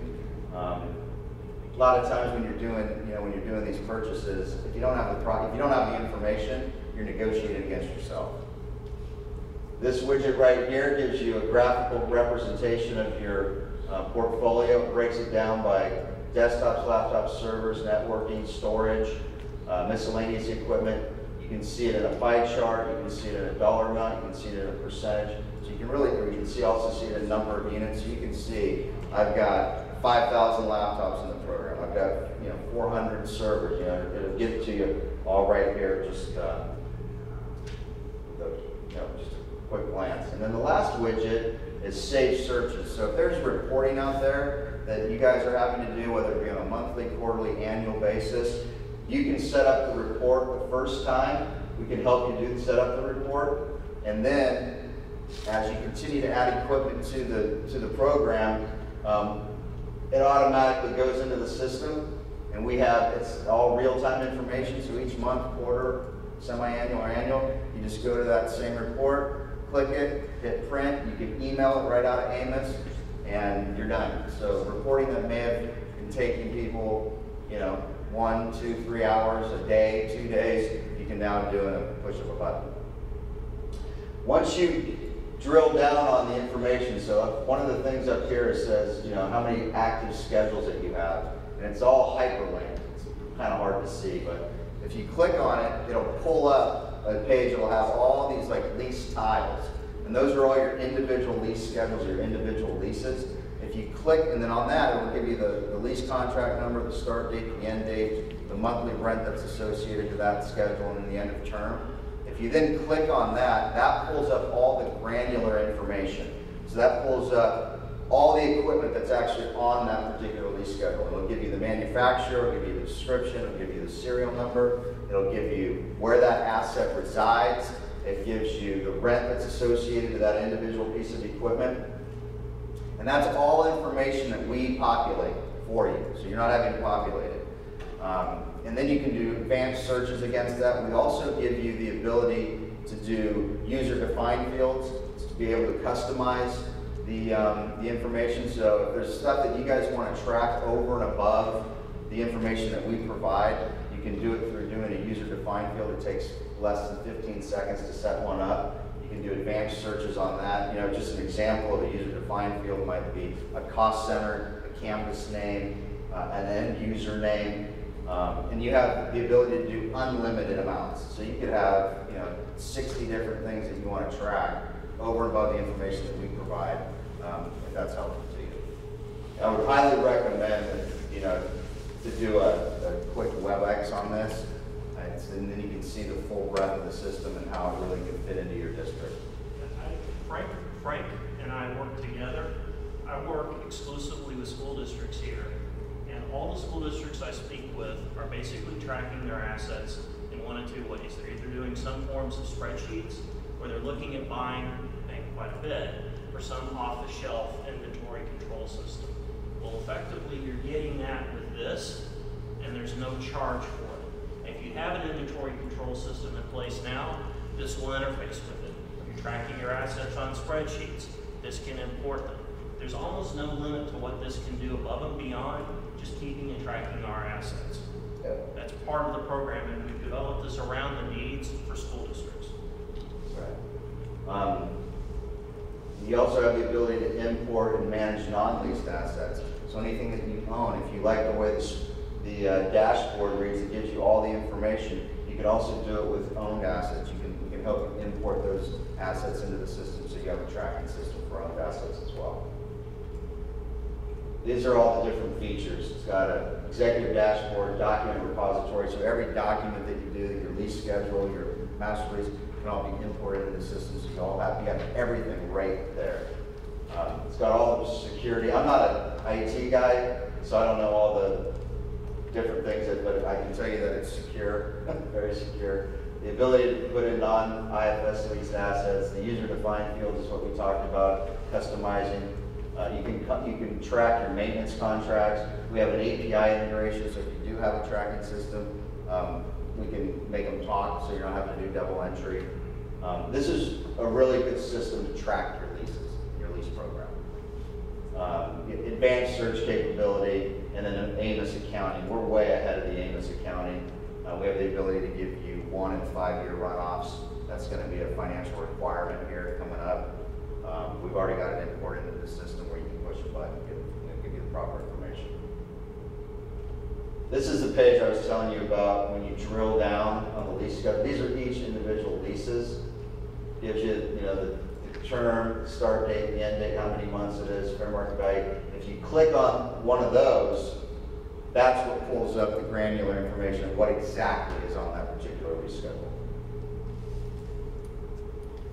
And then at the end, where most folks let you kind of just do it yourselves, we actually help coordinate and help you with the refresh strategy. We provide you an end-of-lease concierge, you'll have a dedicated end-of-lease coordinator. They'll help you with any purchases, any renewals, any return of equipment, chain of custody, security consultation. We'll do an audit, pickup, and return instructions. We can help coordinate with transportation, and then we can terminate assets from your leases. So this person will work with you, and that'll be your, more than likely your lease administrator, who will be with you for the life of the relationship. Again, we talked about the things that we can do at the tech center, the data sanitization. Again, we're ISO 9001, 2008 certified, so all of our wiping and disposal is at the highest levels. Hard drives, tapes, USB drives, telephones, we can get rid of all that stuff. The DoD level wiping 3 and 7. We use the Garner PD4 hard drive crushing machine. That thing can crush a car. Industrial shredding and chopping mincing certified by system or unit serial number. So once we do the DoD wiping or the disposal, we'll provide you with a certificate by serial number that the activity's been done and completed.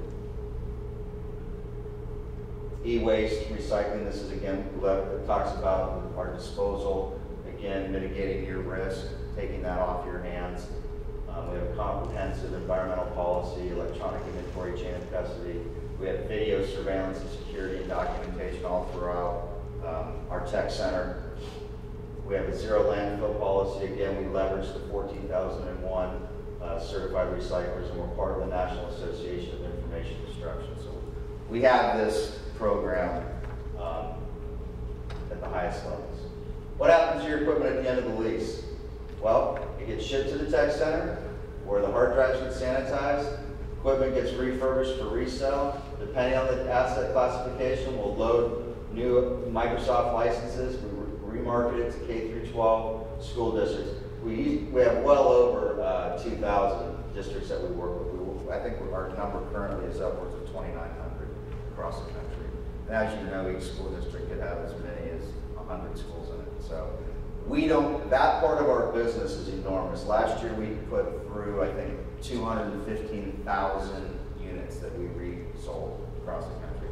It's not a small part of our business. It's a big part of our business, and we're very good at it. So that's what allows us to be able to give the proper discounting in terms of conditions on the front end to folks like you, because we know that we can remarket that equipment and make up the difference on the back end. We've been doing it for almost 30 years. And then again, zero landfill policy. Here's the tech center. Not only can we do, we talk about it a lot of times, but I like to show a picture. It's about a 65,000 square foot facility. We can do data wiping, we can do imaging, we can do asset tagging. There's a lot of things that we can do for you. You don't have to do any of them. You can just use the refresh, or you can use them all. You can pick and choose what what works best for you in your district. And again, you can see the certifications that we have down there. Some clients, Socorro ISD, Idea Public Schools, Corsicana ISD. We're currently Lockhart ISD, St. Edward's University, Tulsa Community College, Wiley ISD, Don ISD. We work with ESC 19. We work with ESC 12. We're currently working with McAllen ISD. We're currently working with Klein ISD here in Fuller, here locally.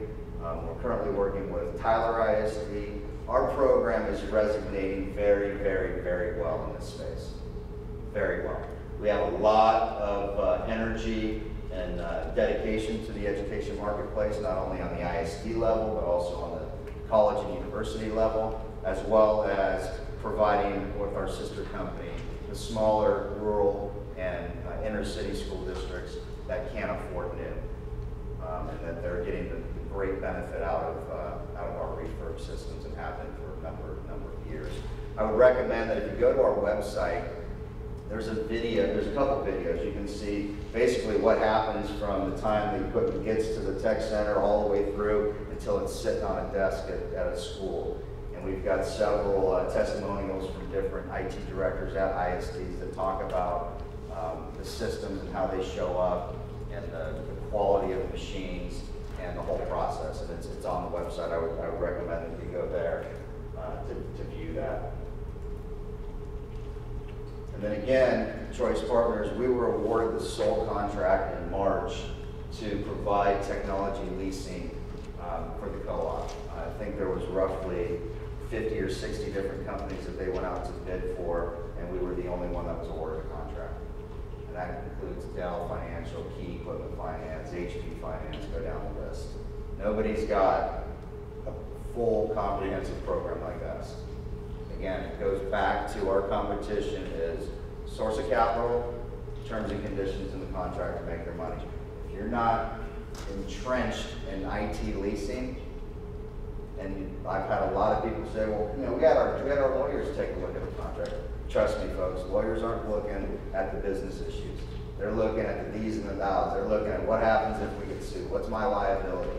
The business issues is where all the money's made.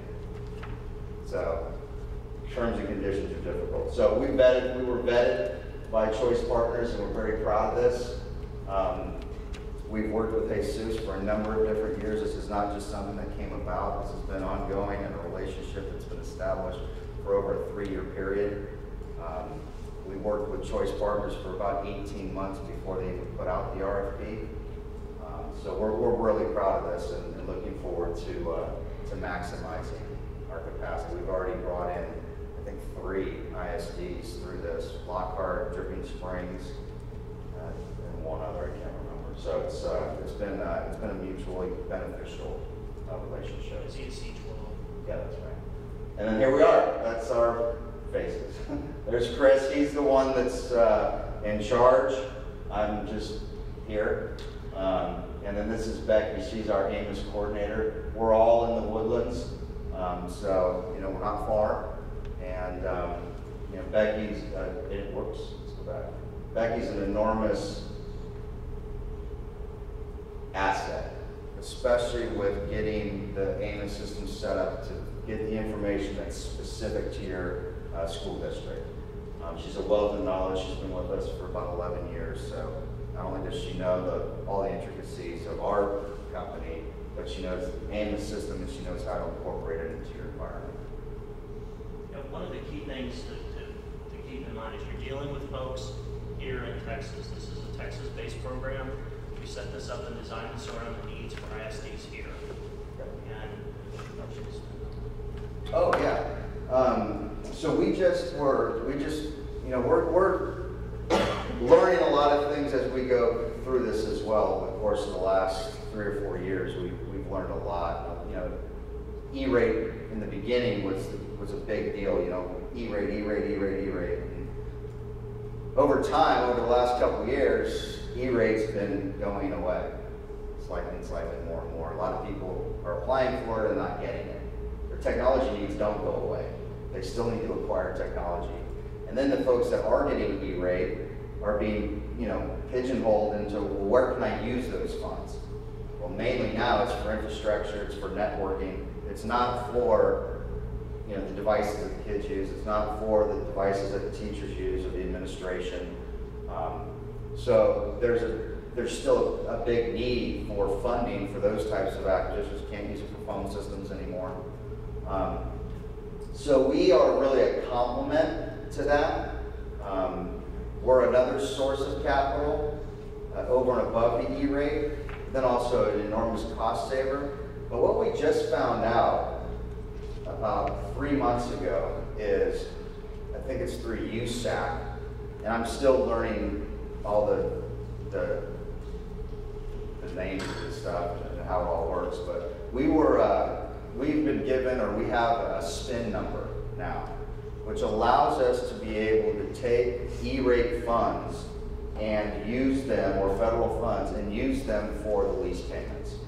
So you can now use, through us, because of our SPIN number, E-rate funding to pay your lease payments. And that was a big question. It always has been a big question, because folks are like, well, we got this money right here, and we're just going to use it all to buy as much as we possibly could. Maybe we needed 700 laptops, but we got the E-rate funding, and we can use it. We're going to buy 50, or whatever the scenario would be. Now you can use those funds to pay the lease payments. So when you look back on that example where the 1 year's spend was 320 grand versus the $1 million, that 600 grand is even bigger now if you use if you get some E-rate funding that you want to use towards those payments. So, any questions? Can you give an example of the district that's using E-rate on these payments? Haven't used it yet. It's brand new. We just got into it, like literally a month ago or 2 months ago. We just got the SPIN number, but I'd be more than happy to talk about it. I'm not sure because we have a SPIN number, you necessarily could be eligible to lease equipment like that through E-rate. Yeah, it took me by surprise as well. So we're going to figure it out. But let me know when you do. yeah. Any other questions? Well, we thank you guys for giving us the opportunity. If you have any questions, feel free to reach out. I'm sure if Chris hasn't already contacted you, he will be, or has contacted somebody at your district. Thanks. All right, everybody. Well, I'm going to jump around quite a bit today. This is, if I could just let this in. Sure. I just want to cover a number of what I think might be interesting topics to everyone. And let's, since we're a smaller group, let's try to keep this as much of dialogue as possible rather than me just presenting. As Jesus mentioned, as far as insurance, what's going on with insurance rates and terms right now, things are very favorable. You all have probably already experienced that. Things have definitely improved, particularly with property and windstorm insurance over the last couple of years. So hopefully Erica goes through the Bahamas and then hooks it out into the Atlantic, and we don't have any problems this storm season. But that's kind of the gist of what's going on with property and windstorm insurance. But I also wanted to talk about, though, or a couple of different things. And why don't we start with, I think we talked about this a little bit last time, just what's going on with contractor and vendor insurance in your district. And the things that you should really try to pay attention to as you're trying to manage the vendors and contractors that are coming on site, and monitoring what insurance and bonds that those folks are utilizing and providing in order to protect you and them. I wanted to, hopefully there is a central function within your district that is responsible for collecting and maintaining a schedule of insurance certificates that come in from vendors. Hopefully there's a person or a couple of people in the district whose responsibility it is to maintain these insurance certificates when they come in the door. And if there is, hopefully you can go back and share with them some of the things we're going to talk about here and provide a little education. What I'm handing out now is a sample insurance certificate. And this is what's customarily provided by a vendor or a contractor as a part of their contract or purchase order. Now, before we go any further though, I just want you to know you can't take complete comfort in this document. This document in a lot of ways is no better than an auto ID card that a deputy is handed when he pulls someone over on the road. He has no way of verifying if that coverage is still in force, and has that person paid their monthly premium. This is really just a snapshot in time of a company's insurance. So we'll talk a little bit about what the solution is to that problem in a minute, but understand that when you're handed an insurance certificate, there's really no guarantee that the information contained within it is still valid, okay? So we'll talk about that in a minute. What I wanted to point out, though, were just a couple of things on this document to look for.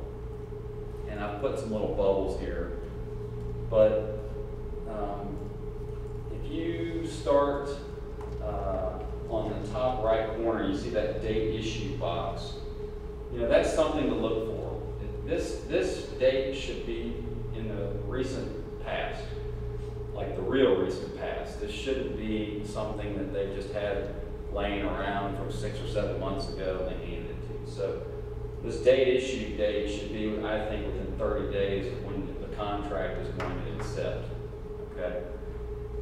Moving down that right side of the page to where you see insurers, those are the insurance carriers that are providing the coverage. And these carriers need to maintain the best rating that you prescribe in your specs. So, for example, I always believe that a carrier that's going to insure one of the contractors or vendors that we use should have at least an AM Best rating of A-7 or better. A-7 is kind of the bottom of the barrel when it comes to financial security and size of the insurer. Every now and then we'll get a certificate with an insurance carrier that carries a B+, and that's a big red flag. I know that doesn't sound bad, maybe in the world of bond rating, B+ isn't terrible, but when it comes to insurer ratings, B+ is not good. Anything below A- is not good. So have the person who's looking at this for you internally try to pay attention to that. And by the way, you can verify these insurer ratings simply by going to amebest.com. And you can always send me an email, and I'll also be glad to share insurance ratings with you. Moving down the page a little bit, kind of getting the meat of this certificate, you'll see we start getting into the coverages. So we've got general liability, auto liability, umbrella, and workers' comp, and then here we have cargo, but in your case, it's probably going to be builder's risk insurance or some sort of installation insurance when we're talking about the contractors that you guys are using. So if we just talk about general liability insurance real quickly, you'll notice that there are a couple of boxes on the bottom left corner of that general liability row. It says general aggregate limit, and you'll see there's a box for policy, project, or location. You really want the box for project and or location checked, and here's why.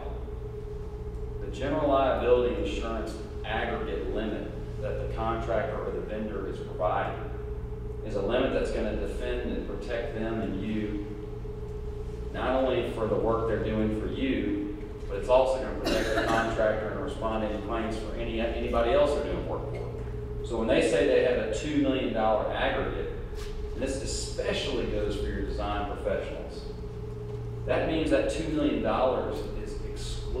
is not exclusive to you. That $2 million can be eroded by any litigation or claim that's made against that vendor or design professional or contractor, unless you've got this per project or per location box checked.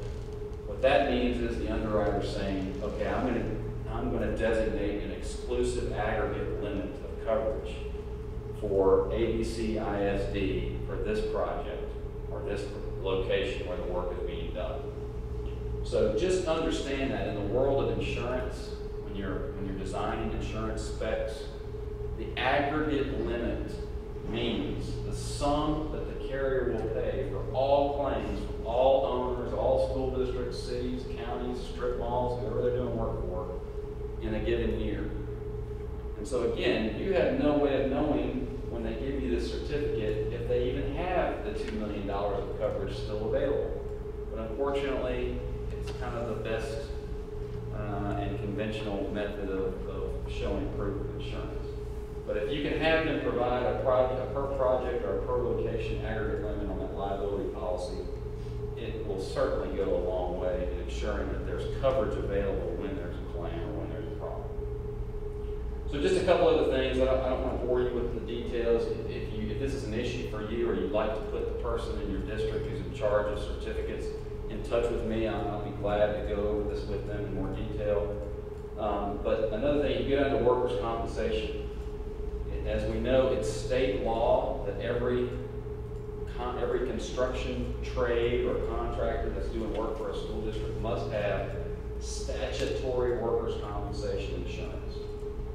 Okay? In Texas, however, we're one of the only states in the country where it is not a law that you buy workers' compensation. So if I'm a contractor, I don't have to buy workers' compensation insurance. If I want to do work for a public school district, I have to provide it, as long as the public school district catches it. And what we've seen some public school districts hire contractors who don't provide statutory workers' compensation insurance because the school district didn't catch it when they looked at the certificate, that on that far right side of that work comp row, it says work comp statutory limits, that box was not checked. But nobody caught it because the person who receives these certificates said, well, I got a certificate, it's got our name on it, it comes from the contractor that we hired, looks good to me. And that work comp statutory limit box has got to be checked in order for you to know that this contractor has statutory workers' compensation insurance and not some form of occupational health insurance for their employees, or they may be bare entirely. So that is a little tricky nuance in Texas. In other states, you're legally required to buy workers' compensation insurance for your employees. In Texas, you can reject the act, but you can't do work for a school district. You're not supposed to do work for a school district unless you have statutory workers' comp coverage. And then finally, at the bottom left-hand corner where it says certificate holder, in that box it says ABC ISD. You just want to make sure that your district is in that box. Sometimes you got subs providing insurance for sub-subs, or maybe they didn't realize that we had to show a certificate. We just did work for Klein, but now we're going to work for Pasadena, and we'll just send them the Klein certificate. Make sure that your name is listed as the certificate holder, because only then do you have proof that your rights to that contractor's insurance are conferred to you. So that's a little conversation about certificates of insurance. Obviously, surety bonds are something that, with everyone doing so much construction these days, that's something that needs to be verified. You can do that simply by contacting the Secretary of State in Texas to make sure that that is a verifiable surety. We also take the extra step of actually contacting the surety bond issuer, the actual underwriter, and verifying that the bond that's been received is a valid and true bond. The reason we do that is because bonds are issued a lot of times by the contractor themselves or by their insurance agent. But as we know, surety bonding is a lot like a banking relationship, like a credit relationship. So sometimes a contractor or their agent will issue a bond when their surety line has actually already been exhausted or doesn't exist anymore. Okay, so just because you have that piece of paper doesn't necessarily mean it's a valid bond. So that's what we do. We take the extra step of contacting the surety underwriter to make sure that they're aware that this contractor just put up this bond for ABC ISD and that everybody's on board with it. We've seen instances where the surety says, no, I didn't know anything about that. As a matter of fact, we've instructed this firm that they can no longer issue bonds. So that's just a little bit about construction insurance that I wanted to talk about today. Again, if any of you have questions about that now or offline, or there's someone in the district you want to put in touch with me to talk more about that, I'm happy to help. The next topic is not a particularly happy topic, but at our last meeting, there was interest to talk more about it as far as prevention. What we're talking about is school board legal liability or educators' legal liability coverage. Most of these policies no longer cover full sexual abuse or sexual misconduct claims. Okay? Some policies will defend the district, but not the alleged perpetrator. Very few of these policies will actually pay settlement costs. But a lot of these policies totally exclude those types of allegations. And so when these claims are made, you file a claim with your insurance carrier and they say, sorry, we exclude that coverage. So that's not going to change. I mean, with social media, as we discussed last time, there's just a prevalence of these occurrences. And what that's going to do to the insurance industry is they're going to ultimately get to the point where they say it's just an uninsurable peril. It's a criminal intentional act. Criminal intentional acts are not intended to be insured. And so therefore, I know in the past we gave coverage for this, or we at least defend until adjudication was reached, but going forward, we're not going to defend it, we're not going to insure it, we're going to totally exclude it.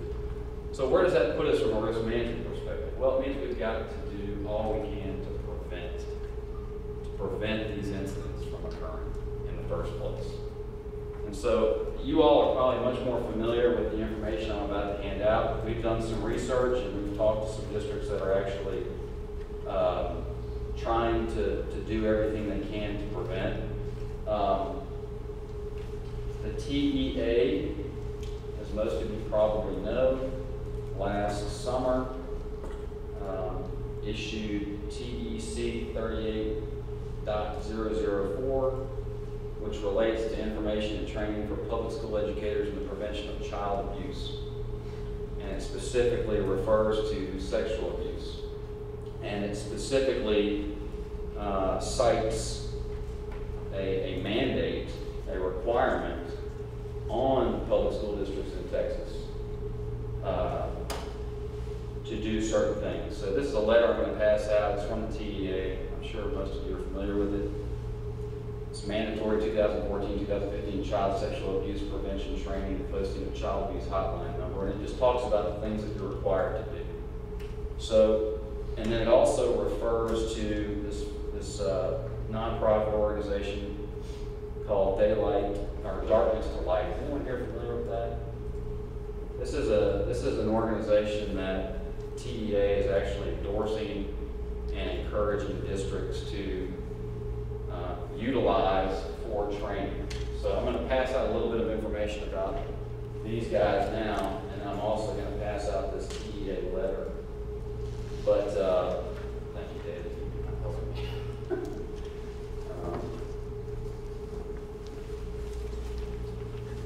This is going to, from a risk management perspective, you can't insure everything, and insurance companies and pools are in the business of making money.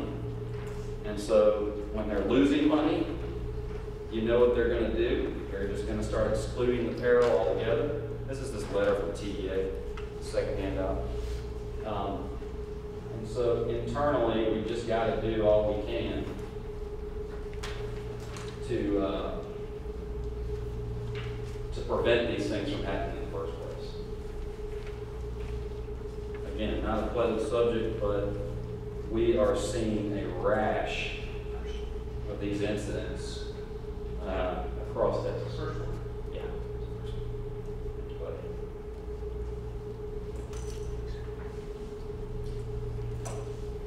And so, from an insurance standpoint, that's really a hot button right now. With property and windstorm and auto insurance, general liability insurance, things are good. The climate is very healthy for consumers right now, for school districts. There's a lot of availability of coverage. Coverage terms can be written very broadly. But this is an area that is starting to really boil over. Another area that we'll talk about, just briefly, is something we haven't talked about in many years. And that is workers' compensation. Workers' comp was out of control. When I first got in this business in the late 80s, early 90s, there were attorneys in the work comp game making millions and millions of dollars. It was just completely out of control here in Texas and nationally. And then with some reforms and tort reform and that sort of thing, things really got under control, especially in 2007 with the reforms passed specifically for workers' compensation here in Texas by the legislature. So things have really improved over the last 15 years in the area of workers' comp. But we're starting to see, it's all relative, we're starting to see, we were here, and then we've come down, and now, and we kind of stayed down for probably 5 or 6 or 7 years, things getting better and better and better in workers' comp, and now we're starting to go back up. And we're going back up for obvious reasons. Medical inflation is obviously not something that's going to get under control anytime soon. But we're also going up because employers, because I think this was a declining cost item for them, for most employers, the emphasis is not being placed, has not been placed on occupational safety and prevention as it should be, as it should have been.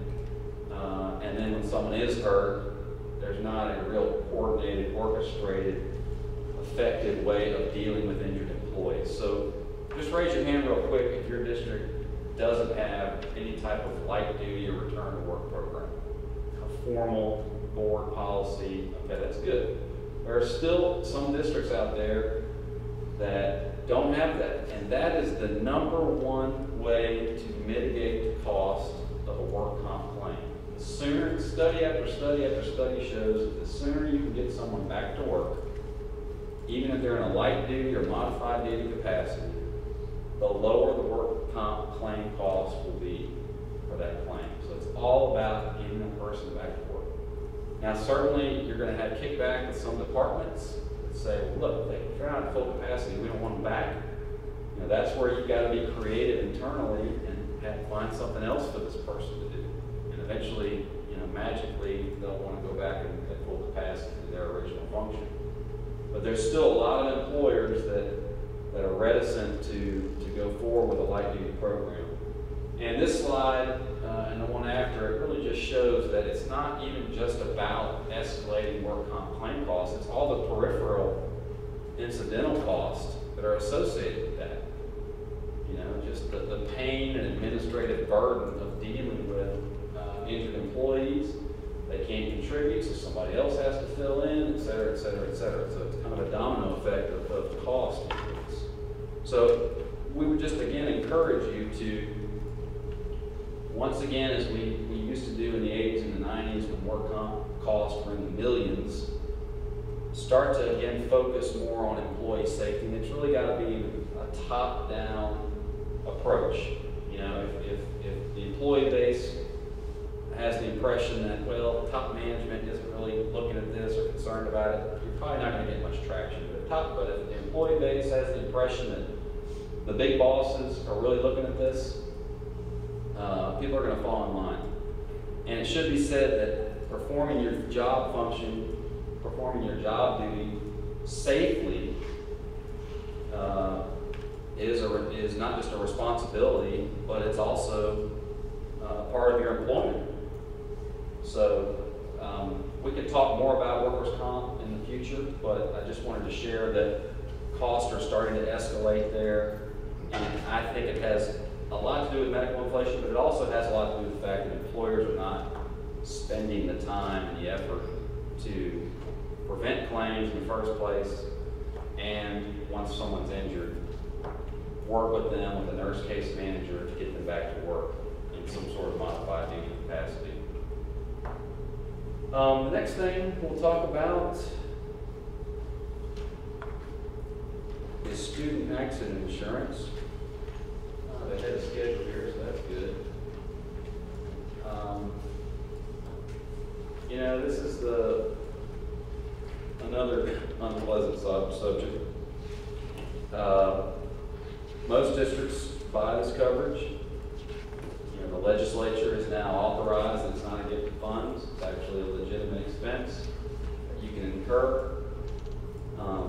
Unfortunately, due to medical inflation, we're seeing the cost for these claims rise quite a bit. You know, knee replacements or knee surgeries or whatever it is, they're expensive.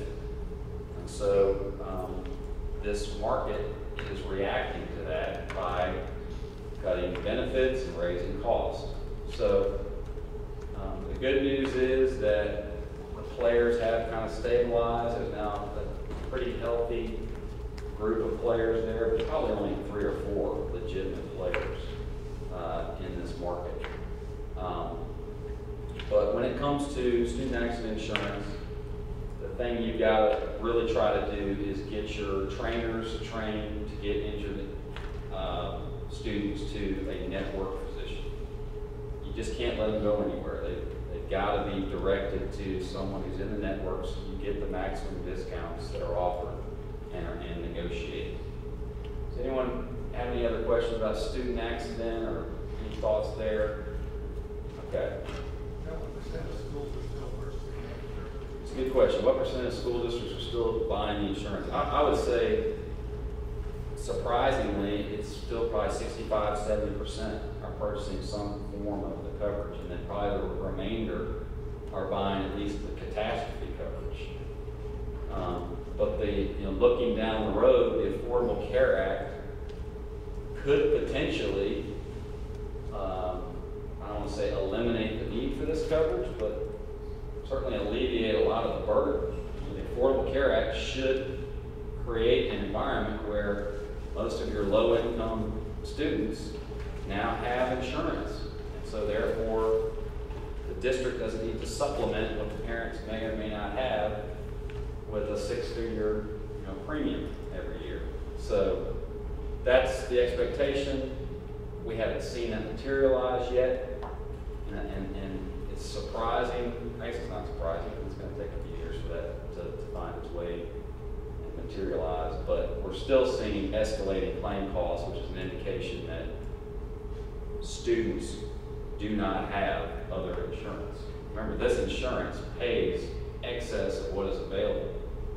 And by virtue of the fact we're seeing claim costs escalating with student accident claims, what that means is that the insurance carrier has verified that these students do not have other insurance. So for some reason, the parents are still, even with the Affordable Care Act and the exchanges, not securing the insurance. From our end, we've already eliminated it from our cost. It is a federal requirement, and the parent is willing to take the risk, and we did have to communicate it pretty heavily, and we received the trainer and the coaches to make sure that the participants did have alternate insurance. Obviously, we don't leave anybody in mind, but we already have to move away from providing this. And we saw a number of districts, move away from it in the Great Recession. But surprisingly, probably half of those have come back in the last few years and are buying it again. But with this insurance in this area in general, you just have to have some coordination and conversation with your athletic trainers to understand what's the need, what do we really need to do, what type of demographic do we have, what are we struggling with, and if you are going to buy it, you need to have those trainers trained to get the injured students to network providers where you can experience those full discounts. So I would imagine in the next few years with the Affordable Care Act, you'll probably see more districts testing the water, just not of going there.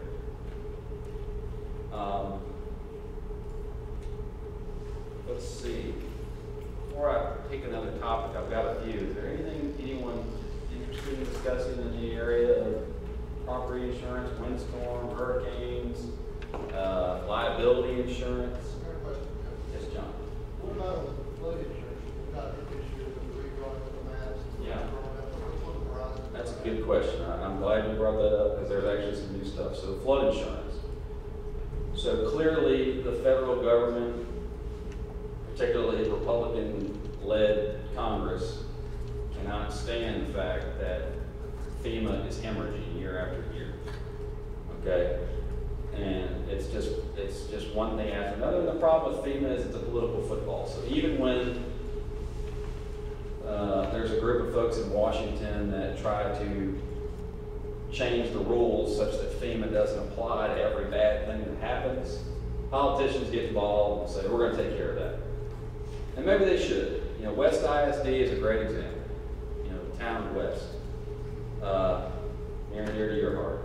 So that event, fertilizer plant explosion, should not fit the definition of where FEMA is responsible to aid victims.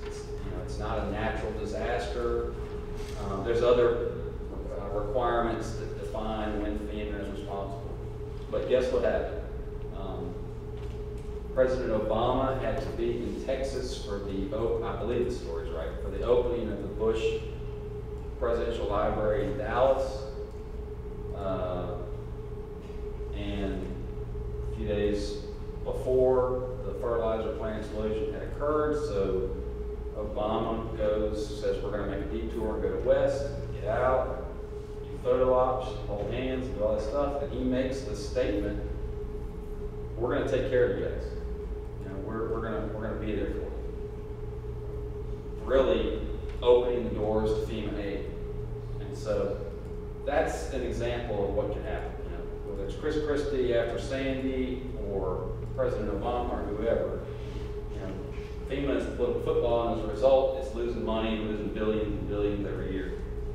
And so what's happening with the National Flood Insurance Program is there's just a lot of legislative action to diminish the coverage, to raise premium rates, et cetera, et cetera.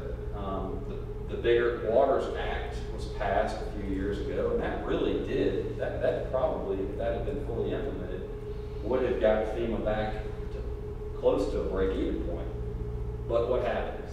You know, politicians get involved, they rewrite it, they water it down, and as a result, the resulting legislation really was diluted as far as lowering the expense burden to the federal government. So to answer your question, John, what do I see happening with NFIP? I see premiums continuing to escalate. I see them continuing to redraw maps such that your building is no longer in a zone X, which is the good zone, believe it or not, but it's in a zone A, which is a bad zone, believe it or not. I always thought A was a good thing, X was a bad thing. With FEMA, it's the opposite, as is the case with a lot of things with FEMA. But there's also now a couple of new insurance carriers that see this as an opportunity, and they are offering a private flood insurance program that can replace, or they claim, a comparable cost, or even a lower cost, what NFIP was offering. So one thing we're going to start doing in 2016 is doing comparative analysis of what NFIP offers versus what these private insured flood insurance programs offer, and just see if it is a better deal. And I'm sure FEMA and the Congress want that. The idea is that, just like the Texas Windstorm Insurance Association, it's intended to be the market of last resort. But what's happened in the last 10 years, it's become the most competitive market. You know, the reason so many people buy NFIP coverage is because the private insurance companies have done their actuarial analysis and said, we can't make any money at those rates. So the government's finally waking up and saying, we got to do something about that. You know, we want to only insure the most needy situations. And so just like with National Flood Insurance Program, which I think you're going to see premiums continue to escalate there, and more of your buildings are going to be designated as high hazard, so you're really going to see premiums escalate there. Same thing with those of you who qualify for the Texas Windstorm Insurance Association. The legislature cannot stand the fact that plaintiffs' attorneys have made hundreds of millions of dollars off of TWIA in the last few years. And so they're doing everything they can to scale down the number of TWIA policyholders and shrink TWIA and clean up TWIA. So if you're a TWIA policyholder, hopefully none of you still are. I know a lot of districts were after Ike and after Katrina, but I don't think there's too many left now. But if you ever have to go back into TWIA, you're going to see much higher premium rates and much more diminished coverage. So that's what's happening there. With catastrophe insurance in general, I think what's really changed, you know, insurance is a cycle, right? So we're going to have some good times and some bad times as consumers. But what's really changed with catastrophe insurance, and all of us buy catastrophe insurance, whether it's as homeowners, windstorm insurance for the school district, flood insurance, whatever it is. What's changed is that Houston and the Texas Gulf Coast are really on the radar screens of all the big catastrophe insurers around the world. So what that means is, when something bad happens, rates for us are going to spike quickly. Okay, because we're now considered Tri-County Florida. You know, we're Miami. We're considered, we've got a huge concentration of building values on the ground here, fourth largest city in the country, and just, you know, billions and billions and billions of dollars of value on the ground. And so we're considered to be a tremendous exposure for these capital markets and reinsurers around the globe that, you insure this stuff, back this stuff. And so when that market gets hard, it's not going to be a little lag. It's going to be pretty quick that we feel the pain. And as a result, we're going to have to respond. We're going to have to know what Plan B is. And sometimes that could be TWIA, sometimes that could be more NFIP, whatever it is. So not good news on that answer, unfortunately. Anybody else? I guess something else I'll mention is just, remember, with general liability insurance, there's conversation, why are we buying general liability insurance? And that's a good question as a K through 12 district. You've got sovereign immunity that bars claims against you for bodily injury and property damage, and general liability pretty much covers bodily injury and property damage. So why are we buying this? Well, we're really buying it for one reason, and that is when you are sued, that carrier still has the obligation to defend you. But what's happened in Texas in the last 15 years or so is most plan attorneys have realized it's not even worth my time to pursue a school district, because they've now become pretty familiar with the Texas Tort Claims Act that bars their claims against you for that. So what I would encourage you to do with general liability insurance as a cost-saving measure is take as high a deductible as you can there. Assuming that you're not the one district in the state that has actually had a rash of bodily injury and property damage claims against it, and there's something going on in your community that's unique. But for the most part, attorneys across Texas realize it's a waste of time to try to sue the school district for bodily injury and property damage, so why bother? And so as a result, the carriers are not really having to pay much in the way of defense costs. Now the other thing is they shouldn't be charging you much for general liability premium, because the claims experience has been very good there. So just take a look at that. As opposed to the school board legal liability insurance, the educator's legal liability insurance, which I think is so important. The general liability insurance, I think that's an area where we can take more risks to try to save money. And then the last thing I'll mention is I do every time, and that is be extremely cautious about insurance pools that are trying to sell you insurance. As we've discussed, there is zero regulation over insurance pools. They're not rated by S&P, AM Best. They're not regulated by the Texas Department of Insurance, because Texas Department of Insurance does not consider them to be insurance. And so as a result, the burden of evaluating and scrutinizing the financial security of the insurance pool rests entirely on your shoulders. So, TASB is probably the biggest offering coverage to school districts. TASB, we've looked at their financials, they seem to be pretty secure. But there's a huge drop-off in member equity from TASB to the next pool.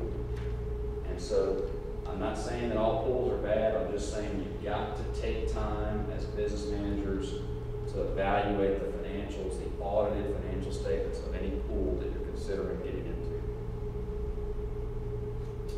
And with that, it's Friday afternoon, the lunch is here. I'm happy to help. You guys know where to find me, so call me if I can help. And thanks for letting me come spend some time. We have a handout of our risk awareness process, and everything is posted on our website. A few years ago, I started working on risk assessment. As a result, what was happening is there were a few things that have come up in the accounting world, dealing with auditing and also fraud awareness. And so I got to focus on internal controls, and so I created a risk assessment program in conjunction with our internal auditor to look at and assess our risk in the different areas, whether it be a department or whether it be a school or a process. And it also helps a lot if you do not have an internal auditor. Most districts do have an internal auditor, so the internal auditor might implement this process of evaluating your controls, evaluating your systems, evaluating what the risks that you have. first 4 tabs that you see up here, I'm going to see if I can make this a little bit larger. I started with the first 5 tabs was basically looking at, okay, our granting agencies were telling us you have to have a risk assessment process. And so a lot of our grants said, Texas Workforce Commission at that time came out with a guidance saying you have to have a risk assessment process. Then Government Accountability Office also came out and said you have to have a risk assessment process. And when you click on there, you will see the letter and some of the requirements. Then also the Committee of Sponsoring Organization and Treadway Commission said, you know what, here's the coastal process and that you can implement. And so GFOA as well came out with their own best practices saying you need to establish a risk assessment process.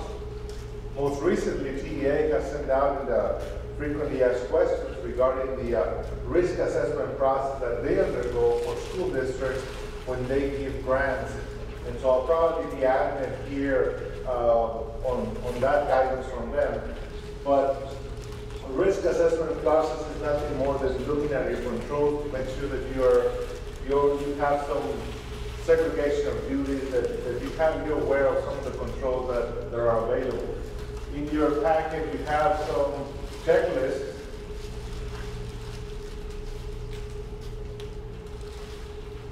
as to what are the different forms that we use, and one of them is the division inventory. And this is sort of to get a compilation of all the things that, what areas do we need to look at in terms of the school district, in terms of the organization, what areas that we need to focus to identify what controls do we have. Next is the planning form, which is what's, in our case, is the division director fills in. In a school district, it's probably the department head, or in some cases, the administrative team from the school district. If you have a grant or somebody that oversees a grant, that person will also fill in or complete the planning form. And then lastly is the self-evaluation and risk awareness worksheet. And that's at the heart of what the evaluation is about. The risk assessment worksheet that you have in your handout basically gives us the different risks that can be assessed in a organization or in a department or in a program. For example, how are your internal controls? And then it describes in your handout all the different controls that can and are available there, and you need to rate those to see if you have good controls or not. Then the degree that there was a change in management personnel. A higher risk would be if you have turnover of people that are doing different things, and so they may or may not be aware or know what the procedures are. So whenever there's a change in management, it can trigger a higher risk factor in that particular area. Thirdly, is the nature of the financial transactions. In other words, the volume, the size, the liquidity, or the issue of the potential risk associated with it. And these are some of the things that probably the insurance companies also look at and say, well, what's the risk that the likelihood that there could be something that happens and there could be a loss of money or a loss of funds in that area. Lastly, actually the complex of operations, which is what's the facility like, how is data processing, how many users, is the system supported by internal or external third parties. For example, a few years ago, a few months ago, a few years ago, we had a state audit, and one of the things that they looked at is who had access to our badge system. I don't know if I have my badge, but they basically said who can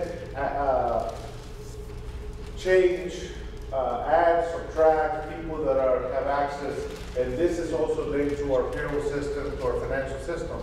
And so have to do an evaluation of who has access to what. So our state auditors come in and look at that and see if we have control over the financial data and who has access to it. The competency of management, and that's another piece as to do you have folks that are knowledgeable in the area that they're responsible for it. Over the years, I've seen some functions where you have some staff that maybe they've done things because they've been doing that for a long time and not necessarily have the training to be able to do the work in the area. So assessing the competency of management is highly important. And then, so when was the last time there was an audit or a review of the area to see if there were any problems associated with those functions? Has there been a change in computer system? Do you go from one computer system to another? Or do you go from one platform to another? So that would be also a risk factor that needs to be assessed. Regulatory requirements. Are there any issues that laws that pretend or rather focus on any changes in regulations that are coming about or have been implemented? For example, most recently the federal law changed in December regarding federal funds and compliance issues associated with it. So all those factors are identified, and we created a form, and while you see the form in a hard copy, since then we have made it an electronic copy. So the division managers or the department heads not only have to do a manual copy, they have to do an electronic copy. And so we have to have ratings between 1 through 5, meaning 5 means it's a high risk, 1 being is a low risk. So what risks basically are, what can go wrong in the 8 areas, what is the ranking, and let's say that you have a quality of control that you're going to say it's a 5. Well, if it's a 5 or if it's a 3 or above, what are you doing about it? Are there any things that you're implementing so that you can mitigate some of those risks? Now notice that we have 2 columns here, and the first one is the division or the department head that they rank themselves, and then the business office ranks them to see if you agree with their assessment. Just because you rank yourself, oh, I don't have no risk, that doesn't mean that that's your perception of what the risk is. So we'll have to do the same thing. Now, where it says ranking ET, it doesn't mean it's extraterrestrial, it just means it's the executive team, a person that is overseeing that function. So it's the assistant superintendent of curriculum and instruction, then that would be the person that would oversee that, or support services, or the CFO, whoever that happens to be. Now we do this twice a year, one at the 6-month mark, and the other one at the end of the year. And so we collect this, and for all those items that are risk or high, we develop a report to determine what things we need to identify to try to improve and try to assess some of those risks. We also have the external auditors that review this area, and they comment and they test to see if we've addressed some of those controls. So you have some of that, some of those handouts there. Most of those forms now, they are electronic. This is just the manual copy for it. But we created, or actually we contracted with a company to design the form in an electronic format and create a workflow so that people can submit it electronically throughout the process. So in a nutshell, that's our risk assessment process, and it is gears around what the coastal framework is, which is the sponsoring organizations, and just recently they amended that framework And so we're in the process of updating that framework. It didn't change very much, it just provided more awareness of some of the control processes that need to be evaluated. We use it as a tool to improve our business office, to improve our controls over programs. And so we use this to try to provide awareness of what is an internal control. Many programs, some managers sometimes get identified or promoted to a program director position, and they are traditionally administrators or educators. Now while that is great, they don't know what internal controls are.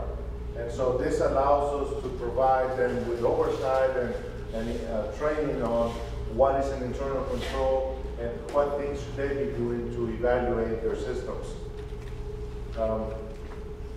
It's primarily a system based on controls over operations and business functions, but it's also over programs. And I would venture to say that there are some schools out there also that also have some activities that are more of a business function, that they maybe have student activity funds, and so we'll assess those systems as well. So you have a handout, and again, all the information is posted on our website.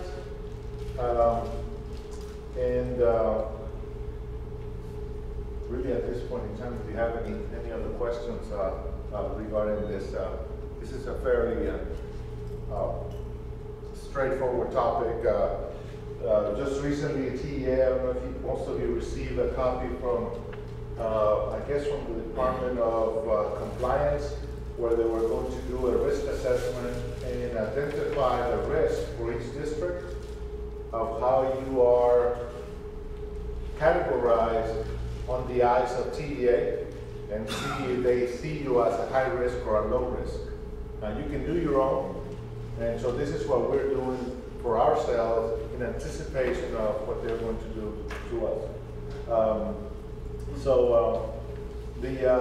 The risk assessment for us also, and I think there's a couple of you, I think Pasadena, we also have interlocals with you guys on providing you like 21st century grants. So we're a pass-through. We, as part of our contract in our grant, we have to do a risk assessment on whoever we're giving the money to. So I'm going to have to apply some of this to the school districts that are receiving some of the money. So this is a process that we will implement. And if you do some pass-throughs yourself, you can do or implement one of these on your own. Questions on this? There was another individual that was supposed to be here, and I'm not sure if he's here yet. And he was going to talk to you about Head Start and Super Mentors. But any questions on this topic before I just kind of give you a little bit about what Super Mentors are? Okay. Mr. Rodriguez I don't know that he was able to be here, but we have a Head Start program here, and some of you have a lot of maybe Head Start programs in your community, and what he was trying to do is recruit folks to try to do some reading at some of the Head Start centers, doing some reading once a month at the Head Start centers. I'll get the information from him, and I'll send it to you electronically on our email. We have the certificates available, and I believe they're in the front table. Pretty much that concludes our meeting. We'll have the information posted and available, and then I'll send you electronic copies of the presentations as well, in case you want to share it with some of your staff as well. And then we will see you guys next time. Yes, the evaluations, when you finish them up, place them on the front table, and then we'll follow up on that. There's a couple of changes coming in terms of notifications. So my assistant is moved to another division, so I'll be sending emails from myself instead of somebody else. So until I get somebody else, then you will see more of the communication from me instead of from my assistant. So see you guys next time.